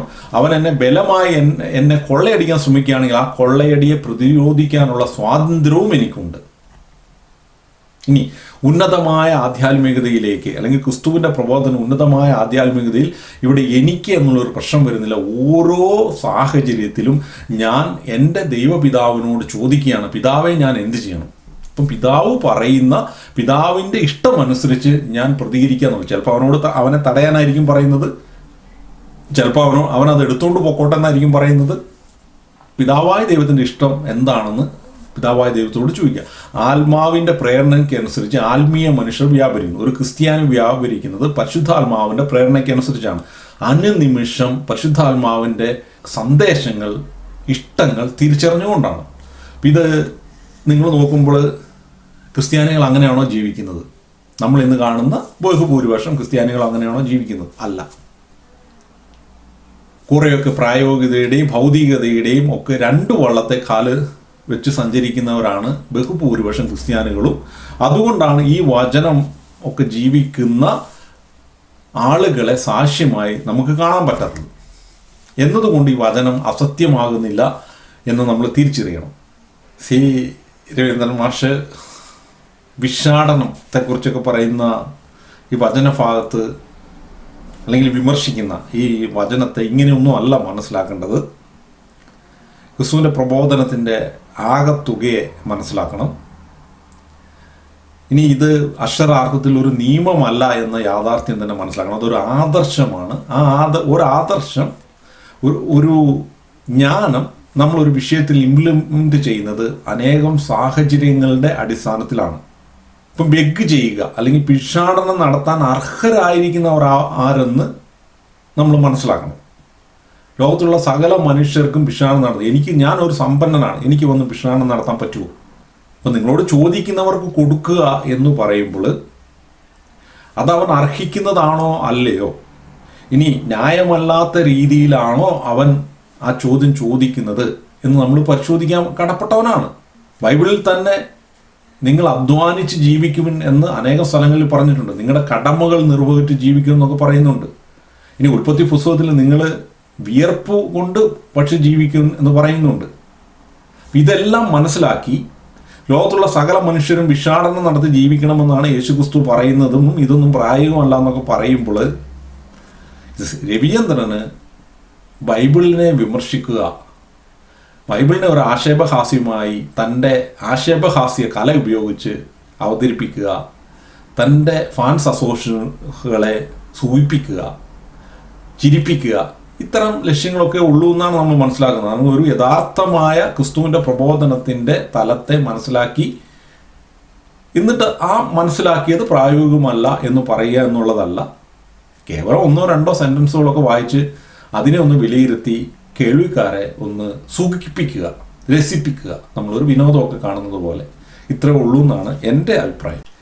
ഇതുപോലെ തന്നെ പുള്ളി സി രവീന്ദ്രൻ മാഷ് തൻ്റെ കാഷ്വലായ ടോക്കിനിടയിൽ ഇടയ്ക്കിടയ്ക്ക് അവിടെ ഇവിടെയുമൊക്കെ ചില ഗൗരവമേറിയ വിമർശനങ്ങൾ തമാശ രൂപത്തിൽ അവതരിപ്പിക്കുന്നത് കാണാം. അയൽക്കാരനെ സ്നേഹിക്കുക എന്നൊക്കെ പറഞ്ഞ് ക്രിസ്തു പറഞ്ഞൊന്നും അല്ല. അങ്ങനെ ഒരു ക്രിസ്ത്യാനി അവകാശപ്പെടുന്നില്ല. 90% കാര്യങ്ങളും പഴയ നിയമത്തിലെ വചനങ്ങളെ ക്രിസ്തു ഒന്ന് കൂടുതൽ വ്യക്തതയോടെയും ക്ലിയറായും അതിൻ്റെ ആ നിയമങ്ങളുടെയും ആ പറഞ്ഞ ആശയങ്ങളുടെയും അറിവ് ജ്ഞാനം നൽകിക്കൊണ്ട് അതിനെ ഒന്ന് വ്യക്തമാക്കി തരികയാണ് ചെയ്തത്. അതിനെ എങ്ങനെയാണ് പ്രായോഗികമായി അവതരിപ്പിക്കേണ്ടതെന്ന് പറഞ്ഞു തരികയാണ് ചെയ്തതെന്ന് കഴിഞ്ഞ വീഡിയോയിൽ നമ്മൾ കാണുകയുണ്ടായി. പക്ഷെ നമ്മുടെ മാഷ് പിന്നെയും തൻ്റെ ആ തനതായ ശൈലി ഉപയോഗിച്ച് തൻ്റെ ഉള്ളിൽ കിടക്കുന്ന ഇത്തരം വിമർശനാത്മക ചിന്തകളെ പുറത്തേക്ക് ഇടുക മാത്രമാണ് ചെയ്യുന്നത്. അതുകൊണ്ട് അർഹിക്കുന്ന അവഗണനയോടെ ഇദ്ദേഹത്തിൻ്റെ ചിന്തകളെ തള്ളിക്കളയേണ്ടതാണ്. പിന്നെ ഞാൻ എന്തുകൊണ്ട് ഇത് ചെയ്യുന്നു എന്ന് ചോദിച്ചാൽ, പുതുതായി ആധ്യാത്മികതയിലേക്ക് വളരുകയും ക്രിസ്ത്യാനിറ്റി അറിയാനും ഒക്കെ ശ്രമിക്കുന്ന ആളുകൾക്ക് ചിലപ്പോൾ തെറ്റിദ്ധാരണ ഉണ്ടാകാനുള്ള സാധ്യതയുണ്ട്. അപ്പോൾ സത്യസന്ധതയോടെ ക്രിസ്തു മതത്തെ പഠിക്കാൻ ശ്രമിക്കുന്ന ആളുകൾക്ക് ഇങ്ങനെയും ഒരു വശമുണ്ടെന്ന് ചിന്തിക്കാൻ ഒരു അവസരം ഒരുക്കുക എന്ന ലക്ഷ്യത്തോടു കൂടിയാണ് ഞാൻ ഈ വീഡിയോ ചെയ്യുന്നത്. വളരെ റേഷ്യലായിട്ടുള്ള ലിറ്ററേച്ചറാണ് ബൈബിളിൽ മൊത്തം മുന്നോട്ട് വെക്കുന്നത്. യേശുവിൻ്റെ സംസാരവും അങ്ങനെയൊക്കെ തന്നെ. ജൂത സാഹിത്യത്തിലെ ജൂതന്മാരെ അയൽക്കാർ അല്ലെങ്കിൽ അന്യമതസ്ഥരെ പ്രോത്സാഹിപ്പിക്കുന്നില്ല, അവരോട് ക്രൂരമായി പെരുമാറണം എന്നൊക്കെ പറയുന്നു എന്നൊക്കെ സി രവീന്ദ്രൻ. അങ്ങനെയൊന്നും അല്ല. ഇതൊരു വചന ക്ലാസ് അല്ലാത്തതുകൊണ്ട് ഇത് നീണ്ടു പോകുന്നതുകൊണ്ട് ഞാൻ റെഫറൻസ് ഇവിടെ അവതരിപ്പിക്കാത്തതാണ്. നിങ്ങൾക്ക് ആർക്കെങ്കിലും റെഫറൻസ് കമൻ്റായിട്ട് ഇടുവാണെങ്കിൽ ഞാൻ തരുന്നതായിരിക്കും. നിങ്ങളുടെ ഇടയിൽ വസിക്കുന്ന വിദേശികളോട് നിങ്ങൾ എങ്ങനെ പെരുമാറണമെന്ന് ബൈബിളിൽ അനേകം സ്ഥലത്ത് നിയമങ്ങളുണ്ട്. പഴയ നിയമ കാലഘട്ടത്തിൽ യഹൂദ ജനതയ്ക്ക് നിയമമുണ്ട്. അത് അവരെ പീഡിപ്പിക്കണമെന്നോ അവരെ അവഗണിക്കണമെന്നോ അല്ല, അവരോട് കരുണ കാണിക്കണമെന്നും അവരോട് മാന്യമായി പെരുമാറണമെന്നും അവർക്ക് ചെയ്യേണ്ട എല്ലാ നന്മകളും ചെയ്യണമെന്ന് തന്നെയുള്ളതാണ്. അപ്പോൾ ഇത്തരം കാര്യങ്ങളൊന്നും കാണാതെയാണ് ഇദ്ദേഹം ഇത് പറയുന്നത്. പിന്നെ ജൂത സമൂഹത്തിന് ദൈവത്തിൻ്റെ തിരഞ്ഞെടുക്കപ്പെട്ട ജനം എന്ന നിലയിൽ യേശുക്രിസ്തു എന്ന സകല ജനങ്ങൾക്കും വേണ്ടിയുള്ള നിത്യസത്യമായ ആ വെളിപാട് അതിൻ്റെ പൂർണ്ണതയിൽ ദൈവത്തിൻ്റെ അവതാരമായ, അല്ലെങ്കിൽ ദൈവത്തിൻ്റെ അവതാരം എന്ന് പറഞ്ഞാൽ ദൈവം തന്നെ ഭൂമിയിൽ അവതരിച്ച യേശുക്രിസ്തുവിലൂടെ വെളിപ്പെടേണ്ട ദൈവിക ജ്ഞാനത്തിന് വേണ്ട പശ്ചാത്തലം ഒരുക്കുക എന്ന ലക്ഷ്യത്തിൽ ചില പ്രത്യേകതകൾ ജൂത സമൂഹത്തിന് നൽകിയിട്ടുണ്ടെങ്കിലും അതേ ന്യായവും നീതിയും തന്നെയാണ് യഹൂദരുടെ ഇടയിൽ വസിച്ചിരുന്ന യഹൂദ മതത്തിൽ വിശ്വസിക്കാത്ത ആളുകൾക്കും ദൈവം നീക്കി വെച്ചിരുന്നതെന്ന് നമ്മൾ തിരിച്ചറിയേണ്ടതുണ്ട്. അതിൻ്റെ പ്രാക്ടിക്കലായ ഒരു അനുഭവമാണ് ഇന്ന് ഇസ്രായേലിലും സിറ്റിസണായ യഹൂദരല്ലാത്ത മനുഷ്യർ അനുഭവിക്കുന്നത്. ഇവിടെ ശത്രുക്കളെ സ്നേഹിക്കുക, നിങ്ങളോട് നന്മ ചെയ്യുന്നവർക്ക് നിങ്ങൾ നന്മ ചെയ്താൽ എന്താണ്? ഞാൻ പറയുന്നു, നിങ്ങളോട് തിന്മ ചെയ്യുന്നവരെ നിങ്ങൾ സ്നേഹിക്കുക, സകല മനുഷ്യരെ സ്നേഹിക്കുക. ഇപ്പം യേശുക്രിസ്തുവിൽ വിശ്വസിക്കാത്ത പാപികളായ മനുഷ്യരും അങ്ങനെ ചെയ്യുന്നില്ലേ? അല്ലെങ്കിൽ നിങ്ങളോട് നന്മ ചെയ്യുന്നവരെ സ്നേഹിക്കുന്നില്ലേ എന്നൊക്കെ പറഞ്ഞിട്ട് അങ്ങനെയല്ല. നിങ്ങളോട് നന്മ ചെയ്യാത്തവരെയും തിന്മ ചെയ്യുന്നവരെയും നിങ്ങൾ സ്നേഹിക്കണം. ആത്യന്തികമായി സകല മനുഷ്യനെ സ്നേഹിക്കണം. അപ്പോഴാണ് നിങ്ങൾക്ക് പ്രതിഫലം ലഭിക്കുക എന്ന് പറയുമ്പോൾ എന്താണ് യേശുക്രിസ്തുവിൻ്റെ പ്രതിഫലം എന്നൊരു പ്രശ്നമുണ്ട്. ഇതൊരു ഉന്നതമായ മൂല്യമാണെന്നൊക്കെ സി രവീന്ദ്രൻ മാഷ് അംഗീകരിക്കുന്നുണ്ട്. പക്ഷെ ഇത് ഒട്ടും പ്രായോഗികമല്ല എന്നാണ് അദ്ദേഹം പറയുന്നത്. ഇത്രയത്തെ സംബന്ധിച്ചിടത്തോളം മരണാനന്തര ജീവിതം എന്ന് പറയുന്നത് ഒരു ശുദ്ധ മണ്ടത്തരമാണ്, ഒരു വിവരക്കേടാണ്. കേവലം 10, 60, 70, 80 വർഷം കഴിയുമ്പോൾ മരിച്ച് കാർബണും ഹൈഡ്രജനും നൈട്രജനും ഓക്സിജനും ഒക്കെയായി വിഘടിച്ചു പോകുന്ന ഒന്നാണ് മനുഷ്യൻ എന്ന് പറയുന്നത്. പക്ഷെ ഒരു ക്രിസ്ത്യാനിയെ സംബന്ധിച്ചോളം അങ്ങനെയല്ല. ക്രിസ്തു മതത്തിൻ്റെ ആത്യന്തികമായ ലക്ഷ്യം തന്നെ നിത്യജീവൻ പ്രാപിക്കുക, മരണാനന്തരം ഒരു ജീവിതമുണ്ട് എന്ന ഒരു സത്യത്തിൽ ആണ് ക്രിസ്തു മതം കെട്ടിപ്പടുക്കപ്പെട്ടിരിക്കുന്നത്. അപ്പോൾ അത് വിശ്വസിക്കുന്ന ആളുകൾ ആ അർത്ഥത്തിൽ ആ അളവുകോലിൽ നിന്നുകൊണ്ട് വേണം വിമർശിക്കാൻ. ഇപ്പോൾ സി രവീന്ദ്രൻ അതിന് വിശ്വാസമില്ലെങ്കിൽ ഞാൻ ആ പണ്ടത്തെ ഇതിനു മുമ്പത്തെ വീഡിയോയിൽ പറഞ്ഞതുപോലെ ഇതെല്ലാം ശുദ്ധ വിവരക്കേടാണെന്ന് പറയുകയാണ് ചെയ്യേണ്ടത്. അല്ലാതെ ഇതിൻ്റെ പ്രായോഗികതയെ ചോദ്യം ചെയ്യുക എന്ന് പറഞ്ഞാൽ ഒരു അപ്രായോഗികത നമുക്ക് തോന്നാം. കാരണം ഈ പ്രതിഫലം എന്ന് പറയുന്നത് മരണാനന്തരമുള്ള ഒരു ജീവിതവും ഈ ലോകത്തിൽ തന്നെ യേശുക്രിസ്തുവിൽ വിശ്വസിക്കുന്നവർക്ക് ലഭിക്കുന്ന പിതാവായ ദൈവത്തോടൊന്നിച്ചുള്ള ഒരു ജീവിതത്തേക്കുള്ള പരിശുദ്ധാത്മ സാന്നിധ്യത്തിൽ നിന്ന് ലഭിക്കുന്ന ഒരു അവബോധവും ആ പരിശുദ്ധാത്മാവ് പകർന്നു തരുന്ന സന്തോഷവും സമാധാനവും സംതൃപ്തിയുമാണ്. 91 സങ്കീർത്തനിൽ പറയുന്ന പോലെ നിന്റെ മുന്നിൽ 10,000 മരിച്ചു വീണാലും നിന്റെ മുന്നിൽ 1000 മരിച്ചു വീണാലും നിനക്കൊന്നും സംഭവിക്കില്ല എന്ന് പറയുമ്പോൾ നിനക്ക് എന്തെല്ലാം പ്രതിസന്ധികളിലൂടെയും ദുഃഖങ്ങളിലൂടെയും വേദനകളിലൂടെയും നീ കടന്നുപോയാൽ ഈ ലോകത്തിൽ പിശാച് ക്രിയേറ്റ് ചെയ്ത് വെച്ചിരിക്കുന്ന എന്തെല്ലാം പ്രതിസന്ധികളിലും സാഹചര്യത്തിലുമാണെങ്കിലും നിനക്ക് സ്ഥായിയായ ഒരു സമാധാനവും സന്തോഷവും സംതൃപ്തിയും ഉണ്ടാകും. അവസാനം നീ നിത്യജീവിതത്തിലേക്ക് പ്രവേശിക്കും എന്ന് പറയുന്ന ആ ഒരു വാഗ്ദാനത്തെക്കുറിച്ചുള്ള വിശ്വാസവും അതിൻ്റെ ഭാഗമായി ലഭിക്കുന്ന പരിശുദ്ധാത്മ അഭിഷേകമാണ് ഇവിടെ പ്രതിഫലം. ഈ ഒരു പ്രതിഫലത്തെക്കുറിച്ച് ബോധ്യമില്ലാത്ത 10, 70 വർഷം ജീവിച്ച എൻ്റെ ജീവിതം തീരുമെന്ന് വിശ്വസിക്കുന്ന ഒരു വ്യക്തിയെ സംബന്ധിച്ചോളം ക്രൈസ്തവ ആധ്യാത്മികത ഈ ലോകത്തിലെ ഏറ്റവും വലിയ വിവരം കെട്ട ആധ്യാത്മികതയാണ്. കാരണം ക്രിസ്തു തന്നെ തികഞ്ഞ പരാജയമാണ്. 33 വയസ്സായപ്പോഴത്തേനും കുരിശേ കയറി മരിക്കുകയാണ് ചെയ്തത്. ആ അർത്ഥത്തിൽ ക്രിസ്ത്യാനിറ്റി പോലും ഒരു വലിയ പരാജയമാണ് എന്ന് പറയുന്നത്. 1000-കണക്കിന് ആദിമ ക്രൈസ്തവർ നീറോ ചക്രവർത്തിയാലും റോമ ചക്രവർത്തിമാരിലൊക്കെ ക്രൂരമായി പീഡിപ്പിക്കപ്പെട്ട ജീവിതം നൽകിയത് ശുദ്ധമായ വിവരക്കേടാണ്. പിന്നെ നക്സലേറ്റുകളൊക്കെ പറയുന്ന പോലെ ഭാവി തലമുറയ്ക്ക് വേണ്ടി ആദർശത്തിൻ്റെ പേരിൽ എൻ്റെ ജീവിതം ഞാൻ അതുകൊണ്ട് എന്ത് നേട്ടമാണ് ഉള്ളത്? അത് മറ്റൊരു തലമാണ്, നമുക്ക് പിന്നീട് ചിന്തിക്കേണ്ട ഒരു വിഷയമാണത്. മരണാനന്തര ജീവിതമില്ലാത്ത കമ്മ്യൂണിസ്റ്റുകാരുടെയൊക്കെ ത്യാഗത്തിൻ്റെ കുറിച്ചുള്ള ഒരു കാഴ്ചപ്പാട്. ഇദ്ദേഹം സി രവീന്ദ്രൻ മാഷ് ഇതിനെക്കുറിച്ച് വിമർശനങ്ങൾ ഉന്നയിക്കുമ്പോൾ, ഗിരിപ്രഭാഷണത്തെക്കുറിച്ച് വിമർശനം ഉന്നയിക്കുമ്പോൾ അദ്ദേഹം നിരവധി വചനങ്ങൾ എത്തിക്കലി ഓക്കെയാണ്, അതാണ് നല്ലത് എന്ന് പറയുകയും അത് പ്രായോഗികമാണോ എന്ന് അദ്ദേഹത്തിന് സംശയമുണ്ടെന്ന് മാത്രമേ ഉള്ളൂ. പക്ഷെ അതാണ് അതിൻ്റെ ശരി എന്ന് കൃത്യമായി പറയുന്നുണ്ട്. അപ്പം ഒരു യുക്തിവാദിയുടെ കണ്ണിലൂടെ തന്നെ, ഒരു നിരീശ്വരവാദിയുടെ കണ്ണിലൂടെ തന്നെ വിമർശനാത്മകമായി നോക്കുമ്പോൾ പോലും ക്രിസ്തുവിൻ്റെ പ്രബോധനത്തിന് ഒരു വിലയും മൂല്യവും ഉണ്ടെന്ന് സി രവീന്ദ്രൻ തുറന്ന് സമ്മതിക്കുന്നതാണ് നമ്മൾ ഈ വീഡിയോയിൽ കാണുന്നത്. പിന്നെ അതിൻ്റെ ആ ഒരു ശരിയായ അർത്ഥത്തിൽ അദ്ദേഹം ഇതിനെ മനസ്സിലാക്കാത്തത് കൊണ്ടാണ് യുക്തിവാദിയുടെ തലത്തിൽ തന്നെ ഇതിൻ്റെ പ്രായോഗികതയെ മനസ്സിലാക്കാൻ കഴിയാത്തത്. നമുക്കറിയാം, ഒരു കമ്മ്യൂണിസ്റ്റ് ആദർശവാദി മരണാനന്തരം ഒരു ജീവിതമുണ്ടെന്നൊന്നും അദ്ദേഹം വിശ്വസിക്കുന്നില്ല.